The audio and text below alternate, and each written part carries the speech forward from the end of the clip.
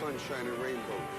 It's a very mean and nasty place, and I don't care how tough you are, it will beat you to your knees and keep you there permanently if you let it. You, me, or nobody is gonna hit as hard as life. But it ain't about how hard you hit. It's about how hard you can get hit and keep moving forward. How much you can take and keep moving forward. That's how winning is done. Now, if you know what you're worth, then go out and get what you're worth. But you gotta be willing to take the hits and not pointing fingers saying you ain't where you want to be because of him or her or anybody. Cowards do that, and that ain't you. You're better than that.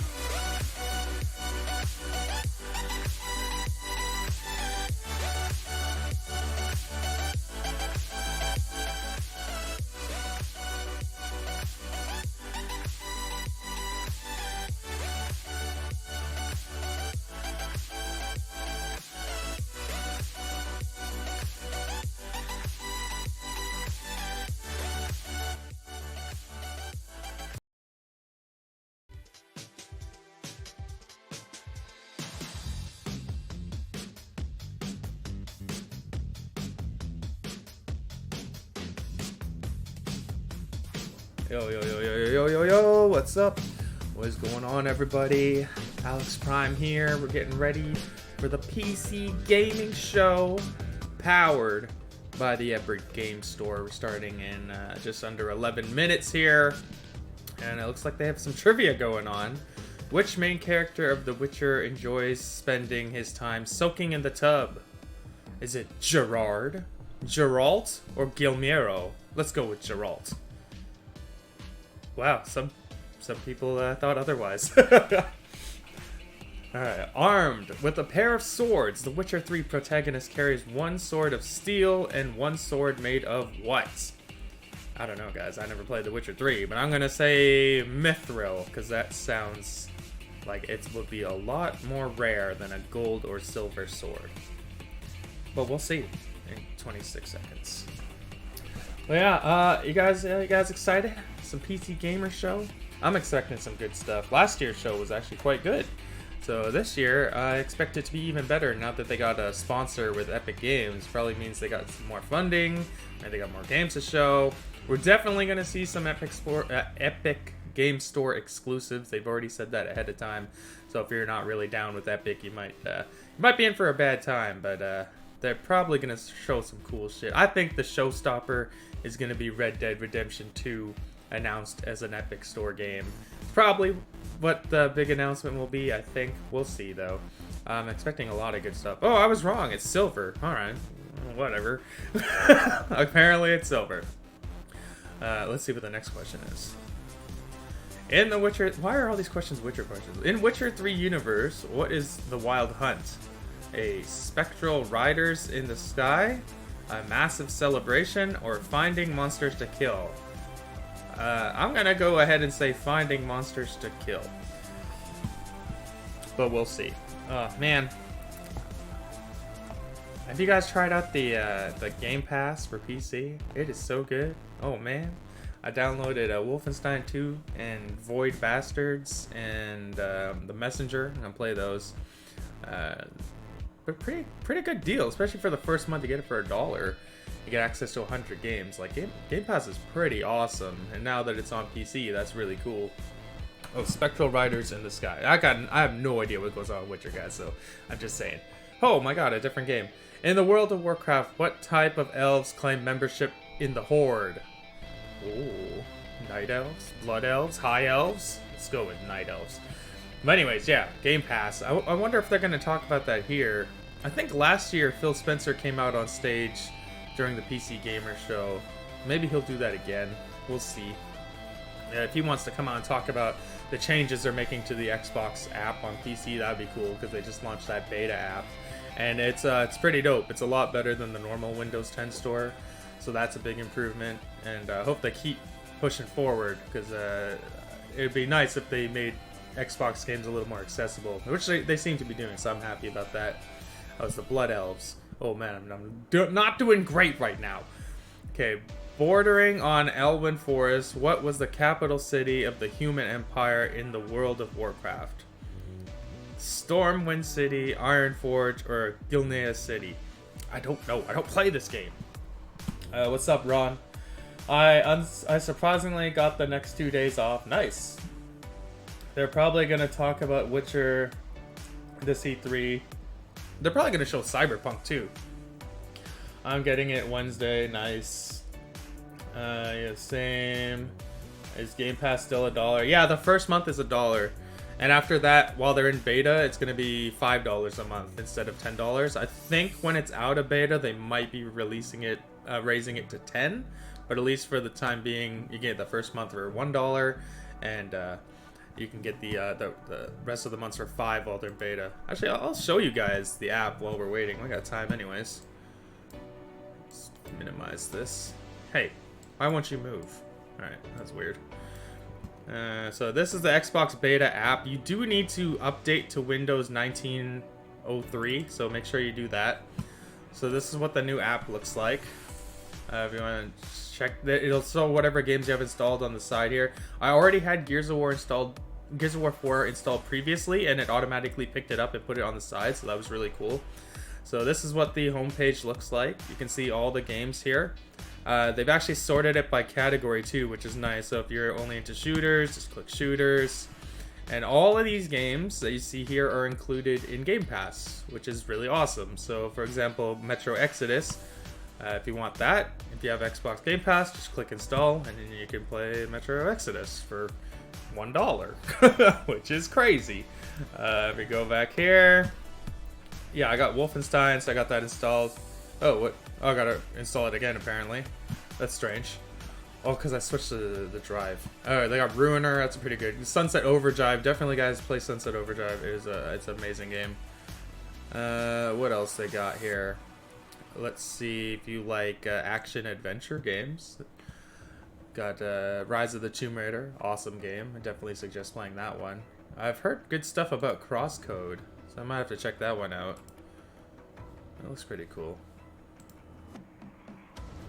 So that will be one on the list to check out. What else? I got Messenger. Definitely play Messenger, guys. It's freaking crazy good. Same with Hellblade. They own the studio that makes Hellblade, so that's definitely on Game Pass now. That's a really good game. Check that one out. The Surge. I heard this is like Dark Souls, but in the future, so I guess. Battleship Brigade. Awesome game. Play that one. Hotline Miami's on there. Shenmue 1 and 2 Remaster. You can play Shenmue now. I know Nick was really excited about that. State of Decay 2. Crackdown 3. It's actually a fun game, guys. Don't believe all these people that shit on the game. I played through the campaign. You can beat it within 10 hours easily. It's fun. The multiplayer, not so much, but the campaign was actually a good time. Brothers, Tale of Two Sons. I haven't played that yet. Recore is a good game too. I like that one. Let's see here. What else do we got? Indies, if you like indies. But yeah, like you can see, like the layout is way better than it used to be. I gotta try this game, Mutant Year Zero. That was supposed to be pretty fun. And what else was what I was looking at? Oh, yeah, SteamWorld Dig 2. I hear very good things about that. West of Loathing supposed to be really funny. I want to check that one out. Play Guacamelee 2, guys. This game is probably my favorite indie game. It's definitely top 5, of course. That game is freaking crazy. And this Wargroove, this is basically Advance Wars not made by Nintendo. So if you like Advance Wars, you'll probably like Wargroove. And Hollow Knight's there. I still haven't played Hollow Knight yet, but I'm going to try it out now. But it's pretty sweet. And you got your social stuff, so you can get, if you have friends on Xbox Live, they'll show up here. Here's Nick. I was testing out the app. I told him, fuck Xbox. It works. And then you can just go to the normal store if you don't want to check out the Game Pass stuff. If you just want to buy something directly from the store, the layout is much nicer than the normal Windows 10 store, so that is great. And if you do have Game Pass, you get discounts. You get like 20% off the store, which is pretty sweet. You can get stuff like Forza Horizon 4, which should also be in Game Pass. If we go to the racing section, yeah, this game. Amazing game. Easily the best racing game I've ever played, hands down, no questions. But yeah, that's the new Xbox beta app. check it out, guys. It is pretty damn impressive, the kind of stuff you can get for $1. Amazing stuff. Let's check out the chat real quick. The World of Warcraft vs. Chad Warcraft 3. I mostly want it currently for Master Chief Collection. Yeah, Master Chief Collection is going to come to it. And Gears of War 5 is going to come to this also. Oh, you can get Gears of War Ultimate Remaster. This is a pretty bad PC port, but Gears of War 4 is really good. That's a good PC port. But the Ultimate, I don't think they ever fixed it, so that's kind of disappointing. Hopefully they fix it soon. But I wouldn't hold my breath. What is this? I don't care about that. Alright, so we got less than 2 minutes left. Let's see. I don't mind playing games on console, but I'm 100% buying Cyberpunk on PC. No way any console could play that game at an acceptable level. Probably, maybe the new consoles can, but like, if you already got a nice PC, you might as well just get it there. Except for maybe, yeah, exactly, except for Scarlet. And the PS5 probably play it pretty good too. We know that game's going to go to those consoles also. Finally, I will find a use for my 7 terabyte hard drive. Oh, damn. My friend played Hollow Knight. He said it's an amazing Metroidvania. Yeah, like, I only hear good things about Hollow Knight. It's just long, though. It's like 30 hours for an indie game. That's a long time, so I gotta make sure I have enough time to actually play that game first. Because I don't want to play for a few hours and then drop the ball, because then I'll get lost. Because in Metroidvania game, if you don't remember where you're going, then you're screwed. But here we go. 1 minute left. Danny, just done that deal now. Yeah, man. Good job, man. You really can't lose. Microsoft's doing big things for PC gaming, and I'm excited about it. Phil Spencer is the PC king right now. Oh, let me pull up the Discord, too. I'm still getting a little bit used to this new Windows update. Some stuff are just different. Let's see. Alright, there we go.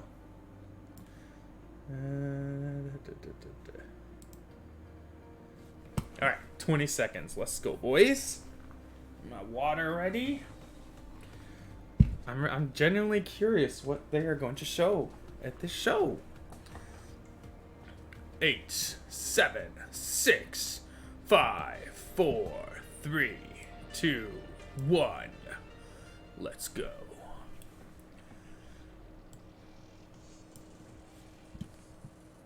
This is the PC Gaming Show. Alright, there we go. A celebration of the most vibrant gaming platform. For the next 2 hours, you'll see Damn, it's 2 hours long? footage, trailers, and interviews.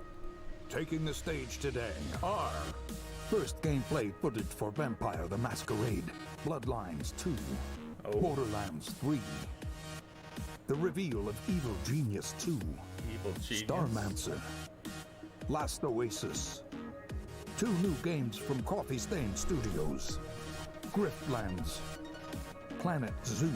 Planet Zoo. What's next for Terraria? Do they still update Remnant Terraria? From the Ashes. Crazy. Mosaic. Oh, that game look cool. Warframe. Baldur's Gate 3. Shenmue 3. Shenmue. Reveal of Unexplored 2. El Hijo.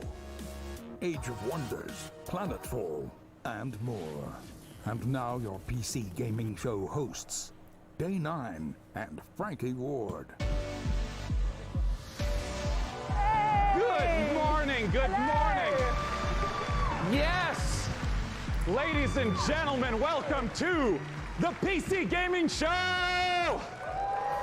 Yeah, yes.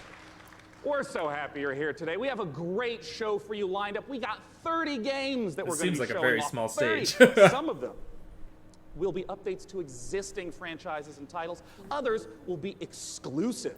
30 games they're showing. Looks, y'all ready? Well, I first want to thank our sponsors for helping make this event possible. Without their support, this event would not happen each year. So thank you so much. Thanks to you for coming out. It's 10 a.m. in Los Angeles. Happy Monday, everyone. It would have been really Best funny if the day of crowd week. booed for Epic. Hello to all of you up in the balcony. And of course, thanks to you tuning in live from all over the internet, YouTube, Twitch, Twitter, Facebook, wherever you're tuning in from, welcome. We're happy to have you. My name is Thanks. Day 9. I'm one of your hosts for this event. Joining me is the fantastic Frankie Ward. Hello. Frankie Oh, Ward. thank you very much. Thank you, Sean. Hello, everyone. Now, for you guys at home, for the first time, whatever platform you're watching on, we are going to be pulling your clever comments.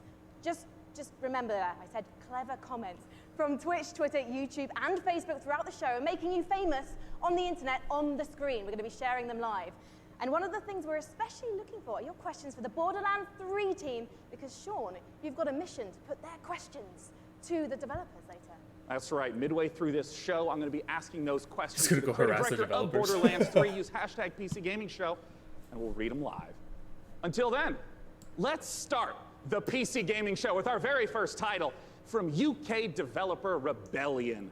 Several years ago, they announced that they were working on the follow-up to Evil Genius, a real-time evil layer simulator. And now, Rebellion is ready to reveal its nefarious vision for the project. So, PC Gaming Show, who's ready to stroke a cat menacingly? Here is the world-exclusive reveal for Evil Genius 2 World Domination. Oh, let's go. Brand new game. World exclusive. You gotta do it like Microsoft and have the dude go world premiere.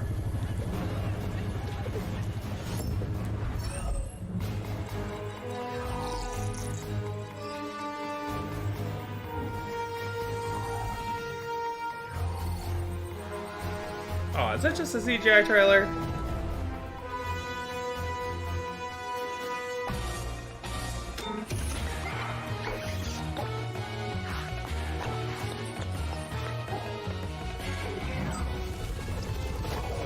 Oh, what the hell?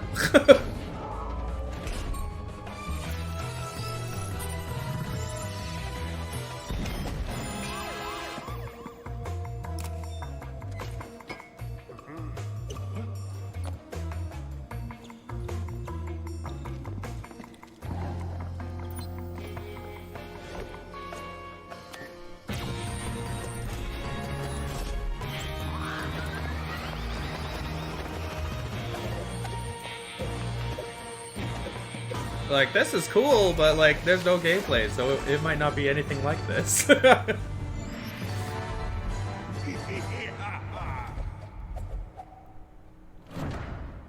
So I never played the first one, so I have no idea what the gameplay's like.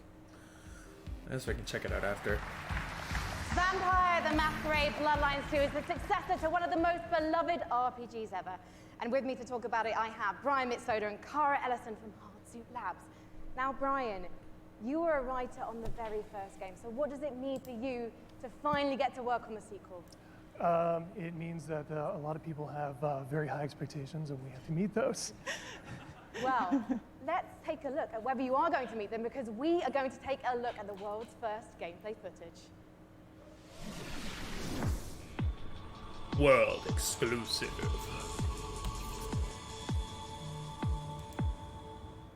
Despicable Me. Yeah, it's like, it reminds me of Incredibles Guess I 2. have to be the one to tell you. And the Despicable Me guy. You're dead.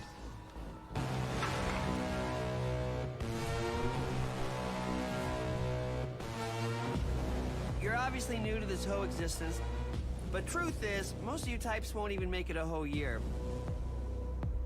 We have one rule. You don't break the masquerade.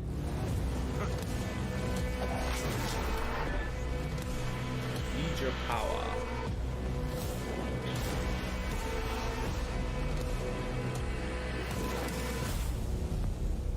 The city. We're all fighting over scraps here. Welcome to the first day of the rest of your death. Having fun yet?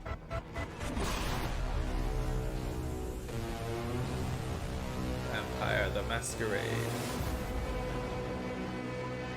That looked pretty cool. Coming Q1 2020. 2020 is going to be a crazy ass year for games. Guys, what does it mean to be a vampire in this world? So in the Empire, what it is, it's kind of a darker version of our world, and the vampires kind of need to keep their presence secret from humanity. So the vampires are kind of staying hidden in the shadows while also needing to feed on human beings and kind of manipulating us in order to get blood. We're talking Which about Blood feeding Lines on clan human will you play beings. I'm getting first? flashbacks to Venture, last year's Malkavian, show. Tremor, But Troubadour, it's not just a Bruja. case, though, of sucking blood and filling up your health meter, is it? Actually, different types of blood do different things. That's right. So we have the resonance system, which means that essentially vampires can kind of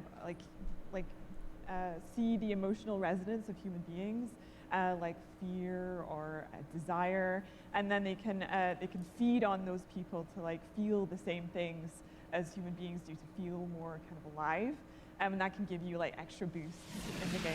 And there were some really interesting cool. characters in that trailer as well. What kind of relationships are we going to be forming with them as the player?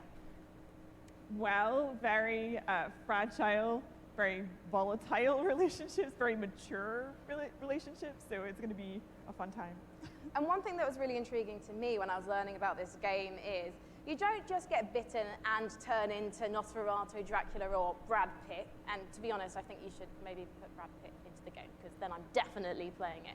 You actually have to adjust to your environment to becoming a vampire, is that right? That's right. So essentially, in the game, when you were made as a vampire, sort of very young vampire, a lot of other vampires are made at the same time in this thing called the mass embrace. And that means that essentially they're having a less lucky time than you in the world.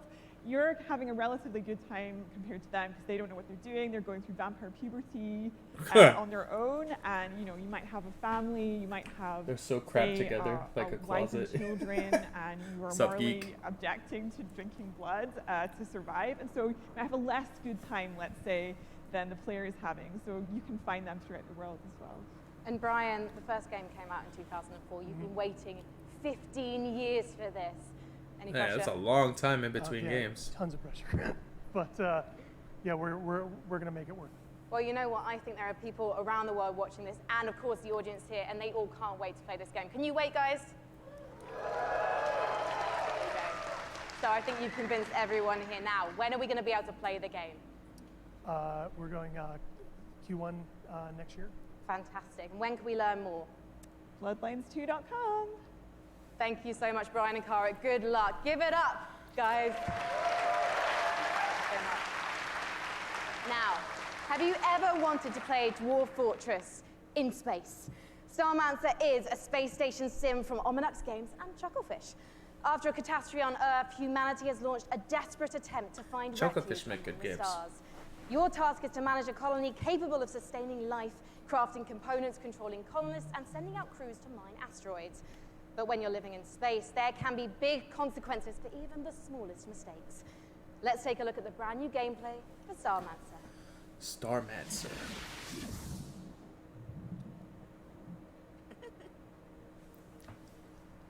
Those are the guys that made Wargroove, I think.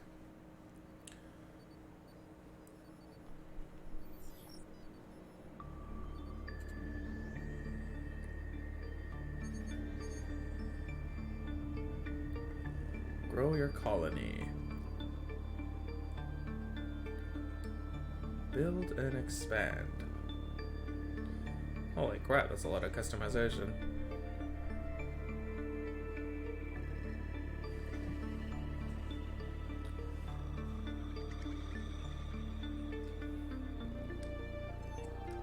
It's like Stardew Valley in space.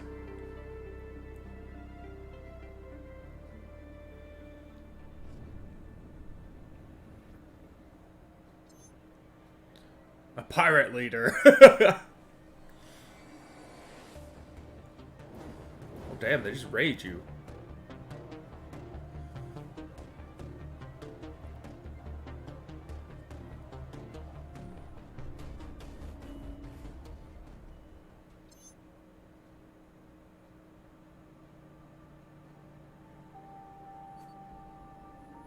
Oh, if you die, your whole thing just starts over like that? Dang! Yeah, Stardew Galaxy. Our next guests What's both up to started Sean? as modders, and now they each independently run their own studio. Let's welcome to the stage from Tripwire, John Gibson, and from Torn Banner, Steve Piggott. Hey, Sean. Is his name Bigot? That's I funny. understand, Both of you started as modders, working independently, running your own studio. Talk to me about the collaboration that you started together. Yeah, Steve. So we've known the Torn Banner guys for a long time, even giving them some advice when they were modders, going commercial, helping them not make the mistakes that we made. And we've been friends, and we've always wanted to work together. And now we've sort of formed this independent former mod team, professional super group. Yeah, it seems pretty cool, actually. Get an awesome game out to fans. Yeah, and for us, this is a dream partnership as well. We've always been really close with Tripwire, and we really respect their games. We see them as one of the few studios that's bringing true innovation to the FPS genre, funny. And that's what we're all about as well. Well, let's take a look at this upcoming collaboration between Torn Banner and Tripwire. World exclusive.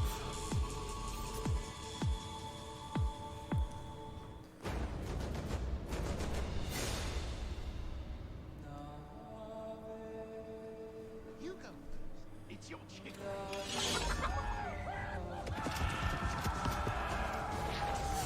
Follow me! Provider!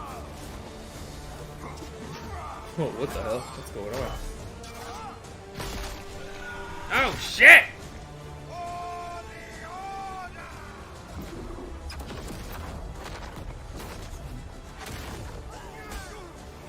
Hey, they're showing real gameplay. This is good.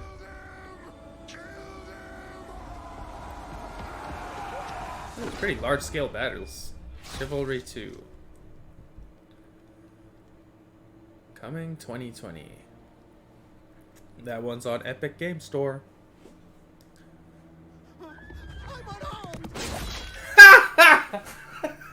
He had no arms and he said he's unarmed. Talk to me Oh, about poor little 2, guy. Steve. Well, Chivalry 2 is about bringing players into their favorite medieval movie battle scenes. And our flagship game mode, Team Objective, does that by having players complete medieval objectives like Steve sieging Piglet and castles, David Fu. raiding villages, and Yeah, you're not just going and standing in an area and then a bar fills up. You're, like you said, burning houses, killing peasants. Killing peasants? Playing as peasants, getting killed. it's really about letting the player experience every How do you iconic moment vote? of the era. And on top of that, this time around, we've increased the player count scale to about 2.5 times what the previous game was, 64 players. And on top of that increased scale, we've added horses, which really allows us to add a lot of drama to the game and bring experiences like the Battle of the Bastards from Game of Thrones. Don't worry, we'll ignore the last season. Just Battle of the Bastards is going to be in the game. Yes. All right, so I want to ask about the swordplay element Cringe. to Chivalry 2. I mean, I know it's a really critical element. Yeah, and this time around, we've PC completely show so revamped it. misleading. We really do what we're doing here as bringing a true sequel in every sense. Yeah. We've Furtonga in this completely bitch. revamped the combat, movement, and animation systems so that every swing, every action of the combat feels readable and fair, and also has the satisfaction of and the weight that you would Maybe expect I'm when able to two pop the medieval knights in full shadow. armor are clashing. Yeah, and it's Have it on the it's very, side very here. fluid and much more accessible than the previous game. That And way I it's, don't have to keep you know, looking back and the forth. pace is so much quicker. It was what I really enjoy when I'm playing it. Yeah, and I wanted to ask about the fluidity, because in a lot of melee combat games, you hit a button and there's There a we full go. animation swing and then you sort of reset. So it's kind of these discrete, chunky times. I understand that in Chivalry 2, the swordplay operates differently than that. Yeah, we kind of think of it like when you're swimming, where you're kind of constantly that using works both better. arms at the And same you time. guys- And a core part of our I focus guess you this could time still around has kinda been making see it it, so but that whatever. players I'll can just have fight it on the multiple side here. opponents at Easier. the same time. Like 1-on-3, 1-on-4 situation. Exactly, because that's fundamentally part of the becoming the ultimate warrior fantasy and achieving glory on the battlefield. Damn bigot. Well, I mean, I do have to ask, you're talking about We know swordplay and Furtonga mastery, isn't but there because he isn't the original screeching Chivalry about a is kind of console like fanboy. silly fun. Like, how do you balance the mastery with the fun element? Yeah, our goal has always been to make it so that players can take the game as seriously as they want to and also as silly as they want to. We know that probably about half our audience plays the game drunk, and we love that. What? At least half. Yeah. That's an important metric to track. And the game has a huge influence from Monty Python as well. I mean, in the over-the-top voiceovers and the role-playing opportunities. I mean, the game is genuinely hilarious. As an example, you can feed a man with a chicken while quoting Shakespeare. Like, so like picking up a chicken as a Yeah, weapon, physically that's a clubbing mechanic. him to death with a Well, chicken. that's excellent. That well, sounds I mean, funny. I have to ask, when can people get their hands on Chivalry 2? So Chivalry 2 is coming out early 2020, and it's coming first to the Epic Games Store. Oh, look forward to checking it out in early 2020. Gentlemen, John Gibson and Steve Piggott with Chivalry 2. Thank you so much. We are just getting started here at the PC Gaming Show. Let's take a look at what's coming up next. You're watching the PC Gaming Show. Probably not. Coming up, build a world for wildlife in Planet Zoo. Planet Zoo. From the creators of Darksiders, Remnant from the Ashes. Ooh, that might be good Baldur's then. Gate 3. And more trailers, interviews, and gameplay I hope it's not the footage. same Baldur's Gate trailer. That would be really dumb. I watched the Devolver Digital show. I thought it was a complete waste of time. They didn't show any good games. Just the only good thing was the update for Messenger. The spring update or whatever it was called.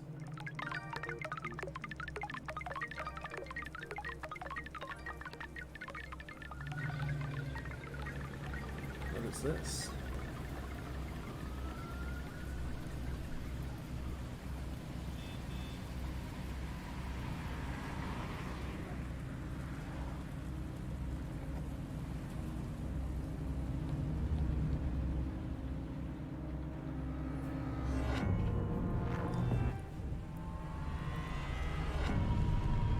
Ugh, this is creepy.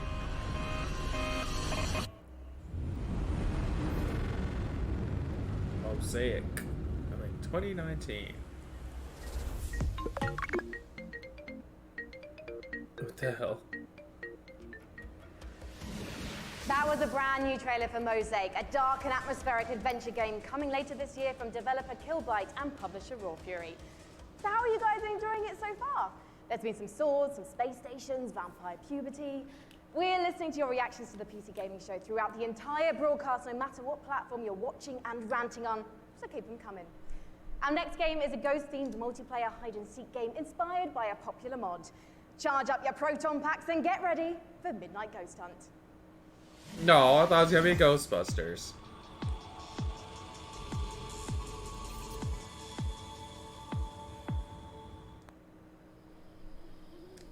Coffee stain. When the night falls, there's only you and me. What the hell? If you're a ghost, why not possess something a little cooler than a lamp? You can count on me, darling, if you only knew. It'll make you feel brand new. Hey, these are bootleg Ghostbusters. So just tell me, where are you? I got a big surprise for you.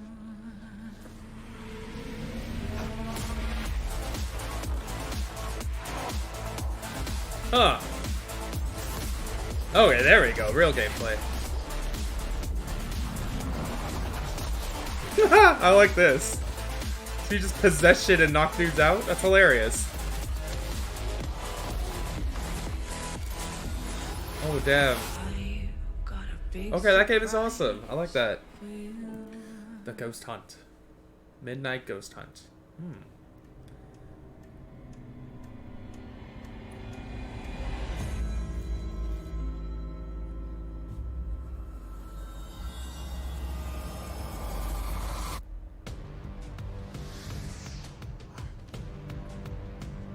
Joining me on the stage to talk about Midnight Yeah, but Ghost fucking Hunt is the Luigi's Mansion ain't doing wild shit like that, team. man. You play as the ghost in this Creative one, and you hunt director, down your programmer, hunters. That's designer, awesome. it's Sam Malone. Thank you for having me. This guy looks like Rob from Sam. Rule of Two Review. Please tell us what is going on in that. What is Midnight Ghost Hunt all about? So Midnight Ghost Hunt is a multiplayer ghost hunting hide-and-seek game. You can play either as ghosts or ghost hunters, like a 4v4 format. I see. The ghosts can hide inside can play average everyday or the objects ghost around the hunters. haunted house. Alright, that's The cool. goal is to look like 4 harmless versus 4. furniture, but on the inside, they're not so harmless ghosts as you saw. Yeah, and if I'm understanding correctly, it's not about hiding as a lamp to try to assault and take out a hunter. It's actually you would do that so that way you can keep running away and continue to hide. Exactly. So the main objective of the ghosts is to try to stay hidden as long as they can until the time runs out, until the clock strikes midnight. Midnight being kind of the hour of the ghosts, basically.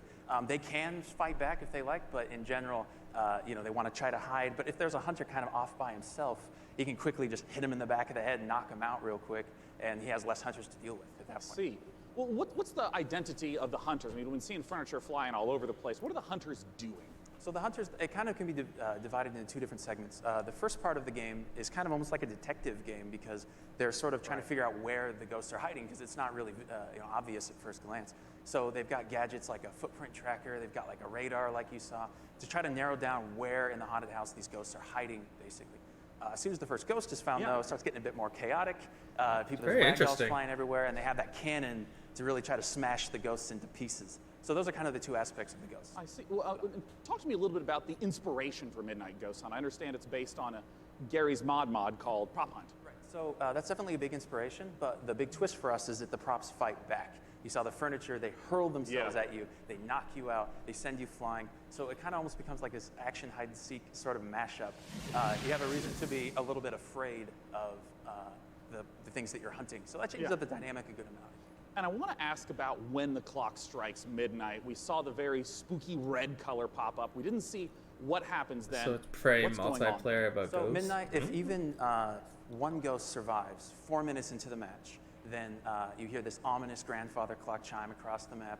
All the lights will actually flicker out. It'll get really dark and scary, and all the ghosts that were destroyed actually return as vengeful spirits. They're a lot more powerful than before, and they glow a very brilliant red. So at this point, the tables have turned. The hunters are now the hunted, and they just need to try to work together to stay alive long enough for their evac to come, which is another 4 minutes or so. Usually the ghosts win when it gets to midnight. Are you talking about like 90% of the time? Like 90, yeah, usually because the ghosts are so overpowered at midnight. Right. The hunters are doing whatever they can to try to prevent midnight from even occurring by destroying all of the ghosts and clearing the house. Well, awesome. When can people get the chance to try out Midnight Ghost Hunt? So we'll be running an alpha event later in the summer. You can sign up at midnightghosthunt.com. I'd also like to give a shout out to our Discord, discord.gg/midnightghosthunt. Later in the summer, we'll be giving out keys on our Discord as well as on our main website. Well, wonderful. Ladies and gentlemen, Sam Malone from Vaulted Sky Games. That game looks cool. For our next title, we got Frankie up in the balcony, and if I understand correctly, Frankie, this is a sequel. You do understand correctly, Sean, yes. It's a big sequel to a small indie game. Unexplored 2 is a procedural adventure, a roguelike that challenges you to fight, to be clever, and to solve its mysteries. Explore a beautiful world, engage with its creatures, and befriend its people. Search for magic lakes and ancient statues until you die. And die again. This is Unexplored 2.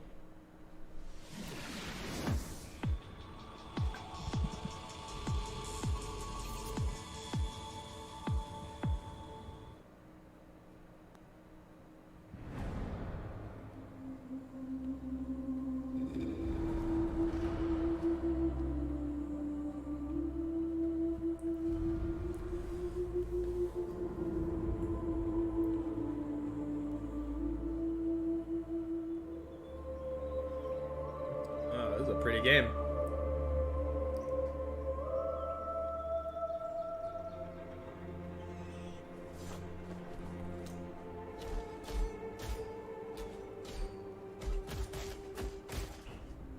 Damn, he got wrecked.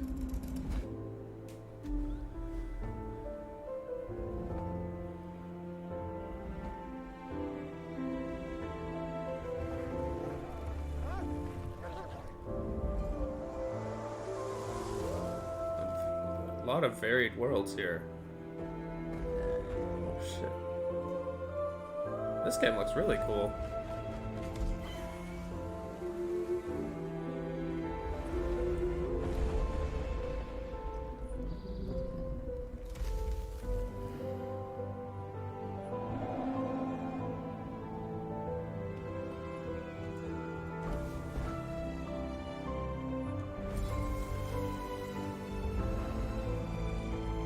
Unicron. Unexplored 2. Yeah, that game looks pretty good too. One of the biggest bang for your buck that you can get when building a new rig. Big Sugar, is that a game development studio or a foreign development studio? Samsung's Dean Dalcero. Welcome, Dean. What you got for us? Wait, his mic's not working. 27 RG5 curved gaming monitor. Well, let's take a look. What is there a Samsung rep here?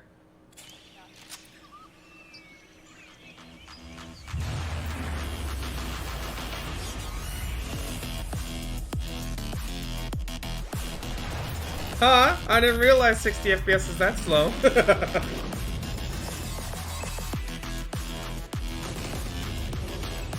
Curved monitors are pretty sweet. What makes editing videos hard though?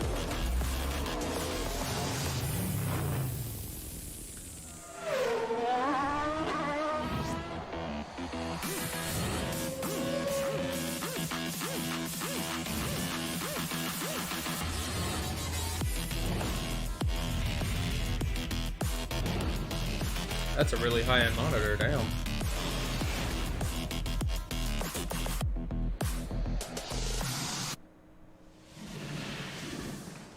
Dean, we've seen the video, and I gotta start asking. Talk to me about some of those juicy features and specs. So it's a 240 hertz curved gaming panel. We believe it's a world first. So you have lag-free and tear-free performance. And we think that the curve, it's a 1500 art radius, is going to be a very immersive experience that you wouldn't get from a traditional flat panel.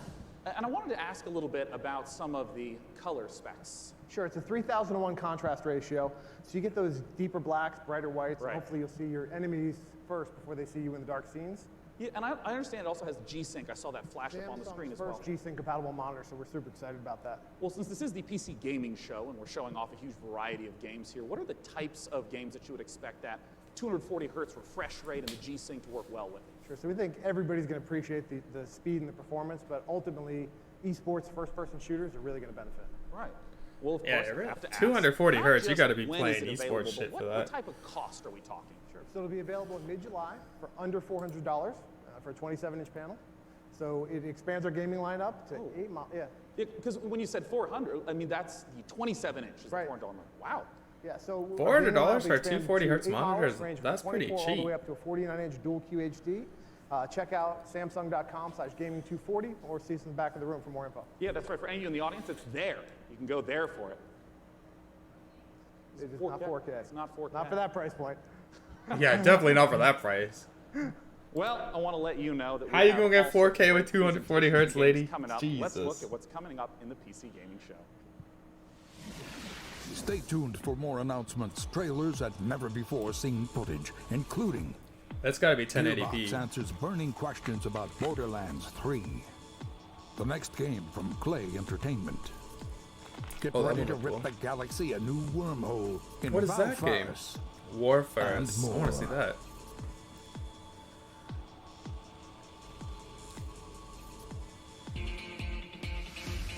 And now the PC Gaming Show presents What's Next from Funcom.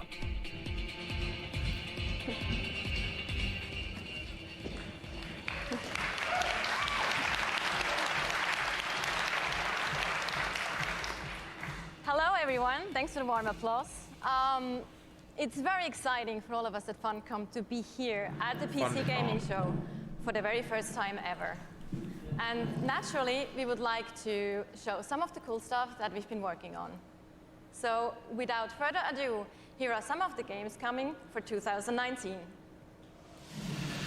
For this year, good. Something strange is going on all across the zone. I don't fear nothing until now. The moose!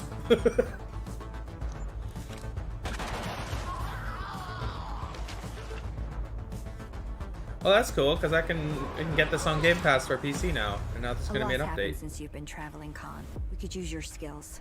Stalkers got each other's backs, right? What happens to you happens to me. Conan.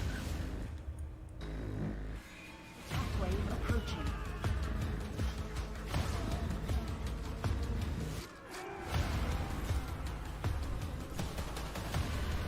Holy crap.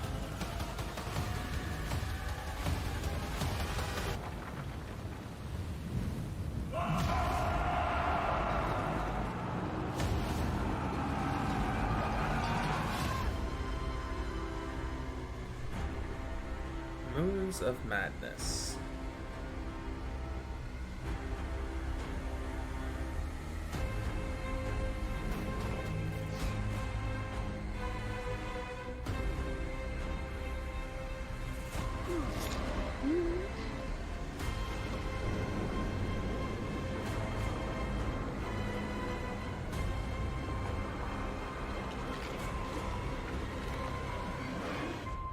Who would have thought?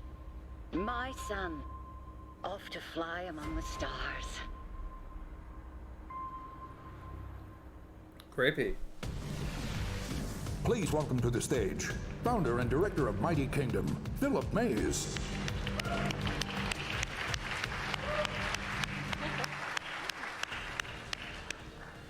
So yeah, at Funcom we've been doing our own games for over 26 years now. But recently we had the great pleasure to be working with some other very talented developers and help them publish their games. And on that note, I'd like to introduce Phil Mays. He is founder of Mighty Kingdom, a studio out of Australia, who has been working with us on something a little different. Thank you, Natasha. So on April 1st this year, we put out a little trailer for something called Conan Chop Chop. And considering the date, it was perhaps no surprise that people decided that that was an April Fool's joke. So yeah, we have a little surprise for you. Check this out. Conan Chop Chop. World exclusive.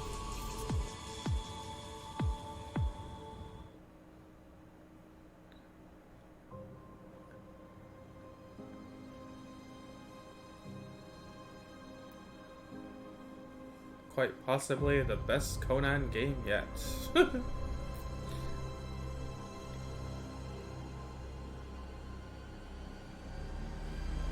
game that's definitely not real, but should be.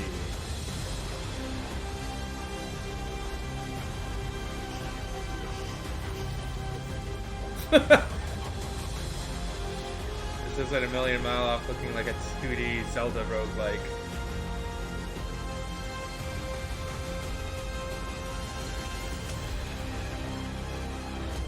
Looks kinda fun, actually. A chibi Conan game. This does look fun.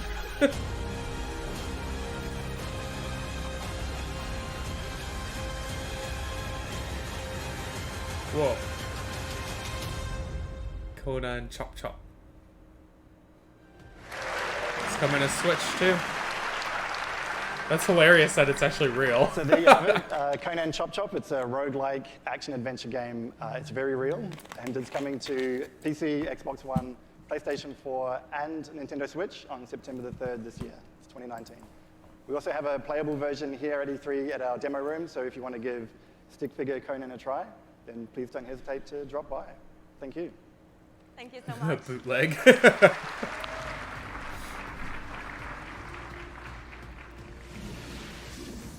Last Oasis is a nomadic survival game set in a post-apocalyptic future where the Earth has stopped rotating. The last humans need to outrun the blazing sun in massive open-world environments. Good times. But cheer up, sunshine. This is one of the most original-looking multiplayers we've seen, with interesting ideas underneath. A player-driven economy and some truly incredible death machines. Coming to early access on Steam on July 15th, let's take a trip to the Last Oasis. My tribe built with legs to lift us over the burning sands. We must move forward, or die beneath the sun.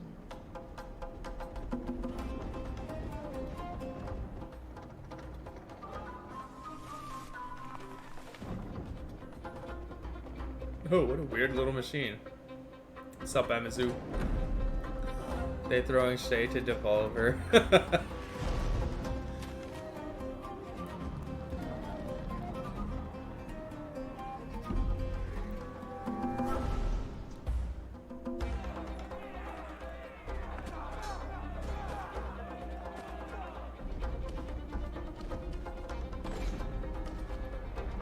Oh shit.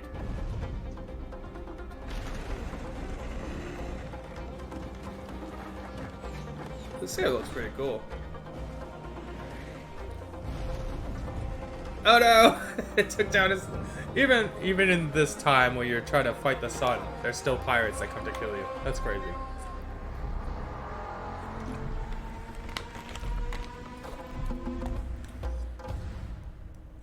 Last Oasis. September 3rd, another September game.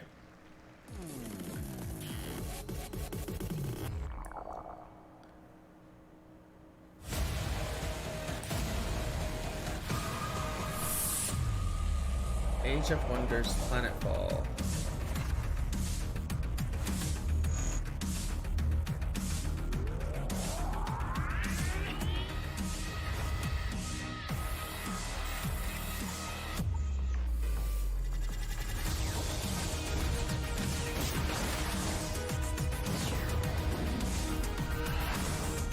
Cyborg zombies, dinosaurs with lasers, and mechs.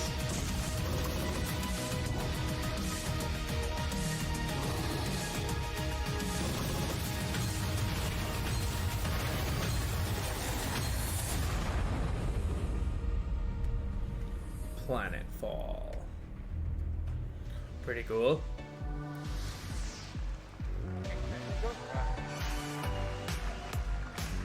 The name of the game is Age of Wonders Planetfall, a 4X strategy game, and joining me on the stage to talk about it is the game director, Leonard Sass, and principal gameplay developer, Tom Bird. Welcome, guys. Hi. Good to be here. Thanks. So, Leonard, just give us the gist of what Age of Wonders Planetfall is all about. Dinosaurs with lasers, that alone sold me on the game. I know, right? Can you really lose with dinosaurs with lasers? At the start of the game, you choose or create your own faction. Yeah. And they include the Vanguard Expeditionary Forces, who are in cryosleep when everything went to hell. There's scavenging cyborgs, or the Amazon bioengineers who ride dinosaurs into battle. You know, I want to ask, because there's a pretty broad range of 4X strategy games.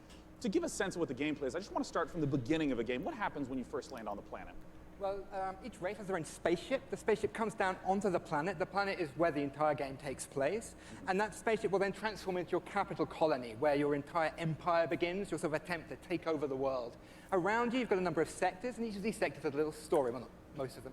So maybe you'll find a genetics lab, which is still full of horrible mutant creatures, an entertainment complex overrun by horrible robot monsters, a temple with holes in the sky and horrible demons who come get you. This guy's really excited. Dinosaurs with lasers, correct? Dinosaurs with lasers. Perfect. Well, cats with lasers. No, sorry, no cats with lasers. I'm so sorry to disappoint all of you. No cats with lasers. You have to settle with dinosaurs. You know, I saw the expansive tech tree show up in the game briefly, and I know that growing resources and tech is a huge part of strategy games. How does that function? Right, so part of these tech trees come from your origin race. They sort of represent the past of where you came from. They include new units, new modules for your units, like jetpacks for your troopers, orbital laser cannons that you can launch from space, social doctrines, it's not all about war. Sharks with and frickin' then, lasers. The second part of your tech tree comes from your secret technology, and that's all about the future of your faction. So you can create like a combination between man and machine or man and computers. Yeah.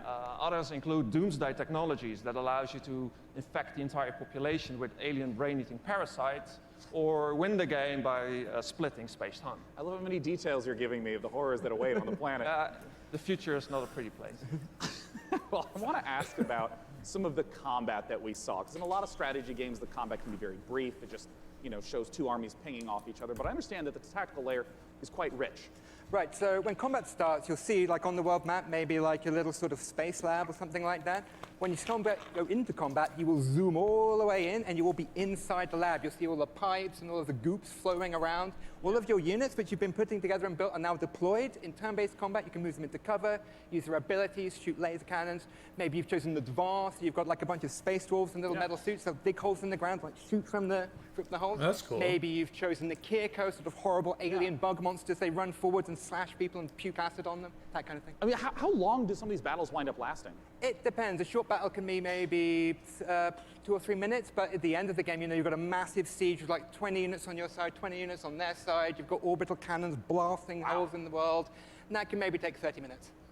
Well, talk to us about when we can play the game. Okay. The game is due this August 6th. It's going to be available on PC, multiple platforms, consoles, and it's available for pre-order now. Well, lovely. All right. Hey, What's that URL? It's aow-planetfall.com. Well, I'm looking forward to it. It's less than 2 months away. Gentlemen, thanks so much for joining me. Pretty close. Okay, thank you. All right.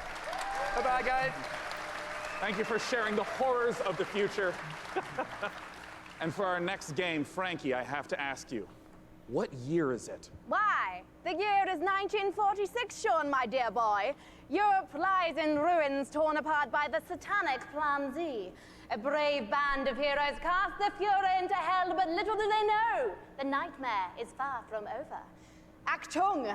This is the world-exclusive reveal of the next shooter from the makers of Sniper Elite 4. Ooh.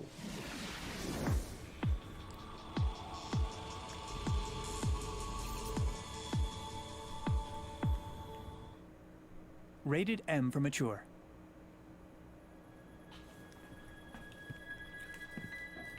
Not actual game footage. Representative of gameplay. I saw a woman. Solid Rev's not gonna be happy.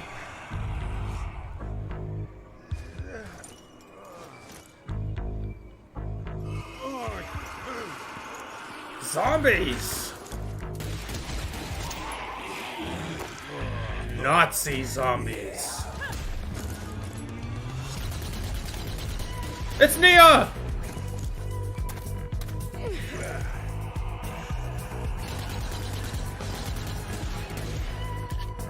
Keep up.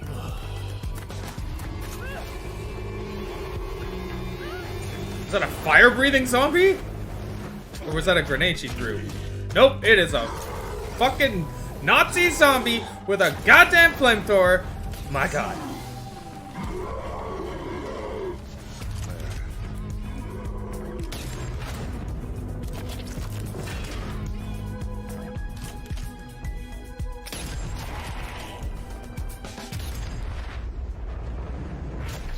Oh shit, it does the slowdown stuff.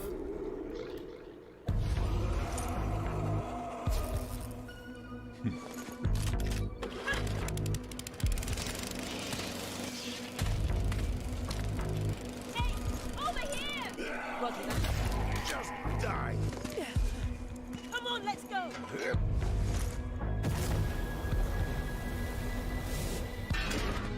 That's all he did with the flamethrower? Now that's the gun to use. Yo, you should probably run, lady.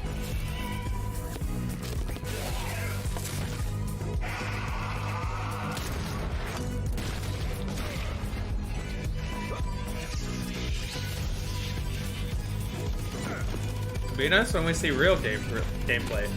But 4-player, like, horde mode kind of thing, I love these kind of games.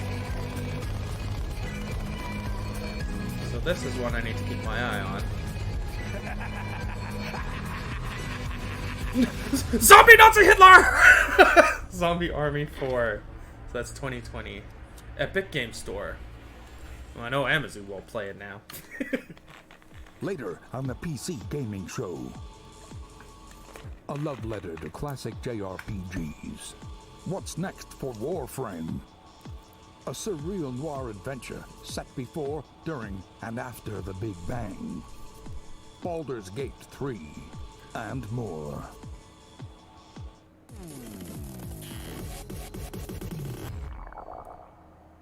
Boom, boom, boom, boom. For nearly 100 years, the Root have ravaged the earth. An unending assault without reason. That was made by the Darksiders guys.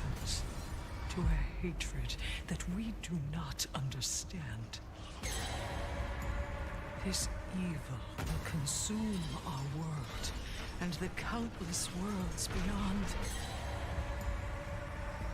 Unless you rise to meet it. A trial by fury and blood. You seek the source of death itself. Prepare yourselves. They are here. Oh my goodness, gameplay. Yo, this game looks freaking cool.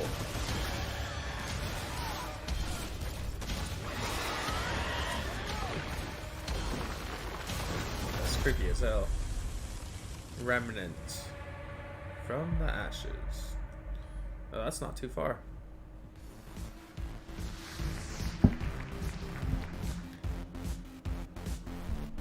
Joining me on the stage to talk about Remnant from the Ashes. In that trailer, we got the chance to see so much new gameplay footage, new environments. Let's welcome the CEO of Gunfire Games, David Adams. So David, I want to ask right away, for those who are unfamiliar with Remnant from the Ashes, what kind of game is it? So Remnant's a co-op action shooter set on an apocalyptic Earth and across a bunch of cool fantasy worlds. And I mean, in that trailer, we got the chance to see a huge variety of different environments. Like, what are these different places? Who's the player in this story? So as a player, you're on sort of a Odyssey-like quest to save the world, and we really wanted to have a bunch of different cool locales that you go to just to experience a bunch of different stuff. And you start on Earth, but it rapidly changes very quickly as you get into the game. And one thing that we've talked about before is that replayability is a huge focus of the game, that you could play through it 10 times and still be seeing new bosses, new monsters, new locations. How exactly does that work? Yeah, I think one of the coolest features of the game is the dynamic generation system. So we generate the maps, the enemies, the quests, NPCs, bosses, everything. You've built those all by hand, right? Yeah, it's all hand scripted, but the system takes all the pieces and stitches it together. So you might play the game and come into work and say, hey, I talked to a giant tree and fought a dragon boss, and I'll be like, I met a guy in a helicopter, an old guy in a helicopter, and killed a tree ant. We'd have completely different experiences playing the same game. And you just have to keep going through and eventually explore what all the possibilities are. Yeah, you can play the game over and over again to see the stuff. You can jump into your friend's world to experience the content in their world. That's cool. That's a big part of the game, just jumping in and seeing what you get. Well, I want to ask about loot, which is, I understand, a big part of the game. How does it function alongside this ever-shifting gameplay experience? Yeah, the loot in the game is all legendary items, and it's tied into the dynamic generation. So if you fight a boss or meet an NPC or get a cool, unique side quest, it generally coincides with a cool, unique item. It might be a boss weapon or a magical item or armor. So if you play the game and you get all completely different events, you'll have different equipment than I have. And in the trailer, I also saw that there were 3 people only walking doing 1 through damage. these. You mentioned the co-op experience. How does co-op function in the world? So the game's full co-op from beginning to end. You can jump in at any point, and the game's definitely slower paced, more difficult. I mean, you will die a lot in this game, so awesome. There's a huge advantage to bringing your friends to come in there and help you take down bosses or fight off different events or just generally progress through the world. Yeah, well, I mean, as a big fan of Bloodborne and Dark Souls, I'm really looking forward to Remnant from the Ashes. What's the release date? Where can people go for more information? So Remnant's coming out August 20th on awesome. PC and Xbox and PS4. And if you pre-order the game now, you can actually get in early and start playing the game August 16th. Well, awesome. Ladies and gentlemen, David Adams from Gunfire Games. Thanks so much for talking to us That about game looks Remnant. cool, especially since it's like you can co-op the whole campaign. And I as like we that. mentioned earlier, keep those questions coming. I will be asking on stage the creative director of Borderlands 3 everything you want to know. Doesn't matter what platform you're on, just use #PCGamingShow. And until that time, let's talk about our next title. This one was Kuuppon will be announced joining 2 soon. years ago at the PC Gaming Show here. It's a game from Clay Entertainment called Griftlands. It's changed quite a bit in the last 2 years. It's now a deck-building roguelike where you don't just fight, but you also negotiate your way through a broken-down sci-fi world. It's going to be available on the Epic Game Store in 1 short month on July 11th in alpha. Let's take a look at some of the footage. Only a month What we'll be away. playing. Alpha. No, thank you. I'll wait till the game's done.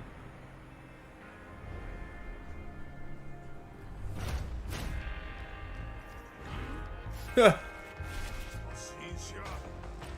it's a card game.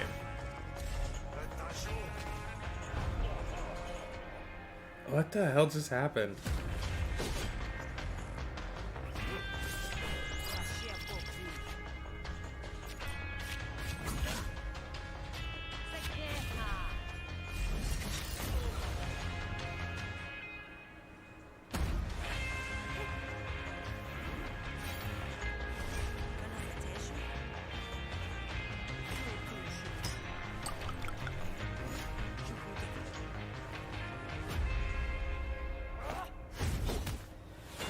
Now we have a gang.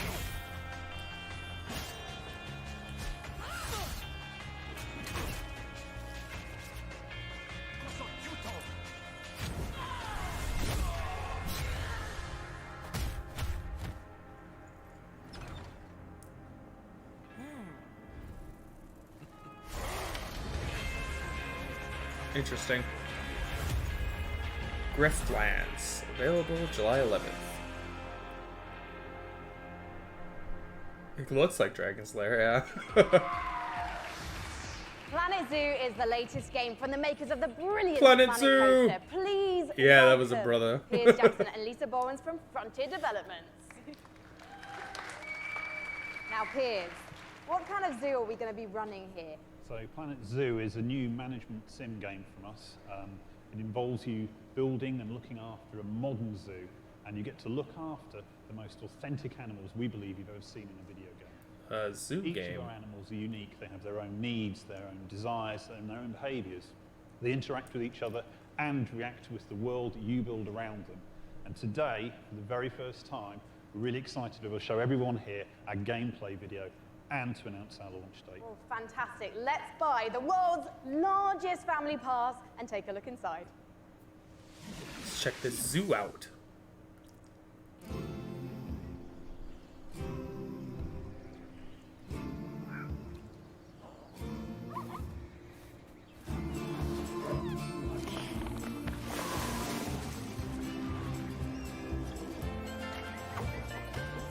Run your dream zoo.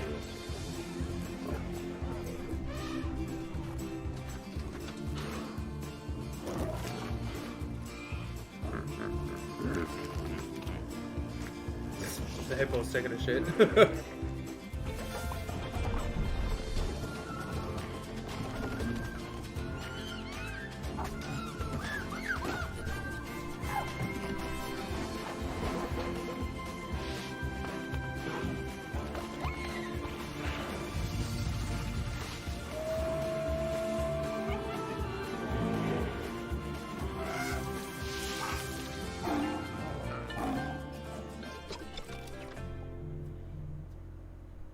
November 5th. Lisa, I love some of the animal shenanigans here. I mean, hippos pooing, adorable baby elements. It's absolutely brilliant. I can't wait to play it. But before we saw the trailer, Piers mentioned this is a modern zoo, but what exactly does that mean? So nowadays, when you go to the zoo, you're not just going to see all the lovely, pretty animals. You go there, you want to be, learning about conservation. You want to learn about the research that they're doing. You want to be educated. And these are all things that you're going to be able to do in Planet Zoo. And An education game. You can't trick me, bitch. Take to heart, and we're going to be promoting, the health and the welfare of your animals as the most important thing to do. And Piers, when can we see more gameplay, and when are we going to be able to get our hands on it ourselves? So we're obviously demoing the game all this week at E3, but most people aren't going to be able to see that. So we've recorded our presentation. Lisa's done a fantastic voiceover for it, and we'll be releasing that onto Frontier's YouTube channel. That goes live this Friday at 11 a.m. Pacific time. Well, fantastic. I cannot wait to watch. Thank you so much for joining us, Piers and Lisa, everyone. Next up, we have a very special guest all the way from Japan. From Japan? Please welcome to the stage. Is it Kojima saying Death Stranding's coming to PC? Unlikely. That is right. Ladies and gentlemen, joining me on the stage is a legend of Japanese game development. It's Mr. Yu Suzuki. Hello, everyone. In addition to being the brains behind the following games, Hang On, Space Harrier, Outrun, Afterburner, Virtual Racing, and Virtual Fighter, Yu-san also created the Shenmue series. And he's here to talk about Shenmue 3 right now. Take it away, Yu-san. この場に立てて光栄です。Standing on the stage today. それと20年支えてくれた Is he gonna ask for more Kickstarter money? I just want to say thank you to all the fans supporting me for the long 20 years. Thank you very much.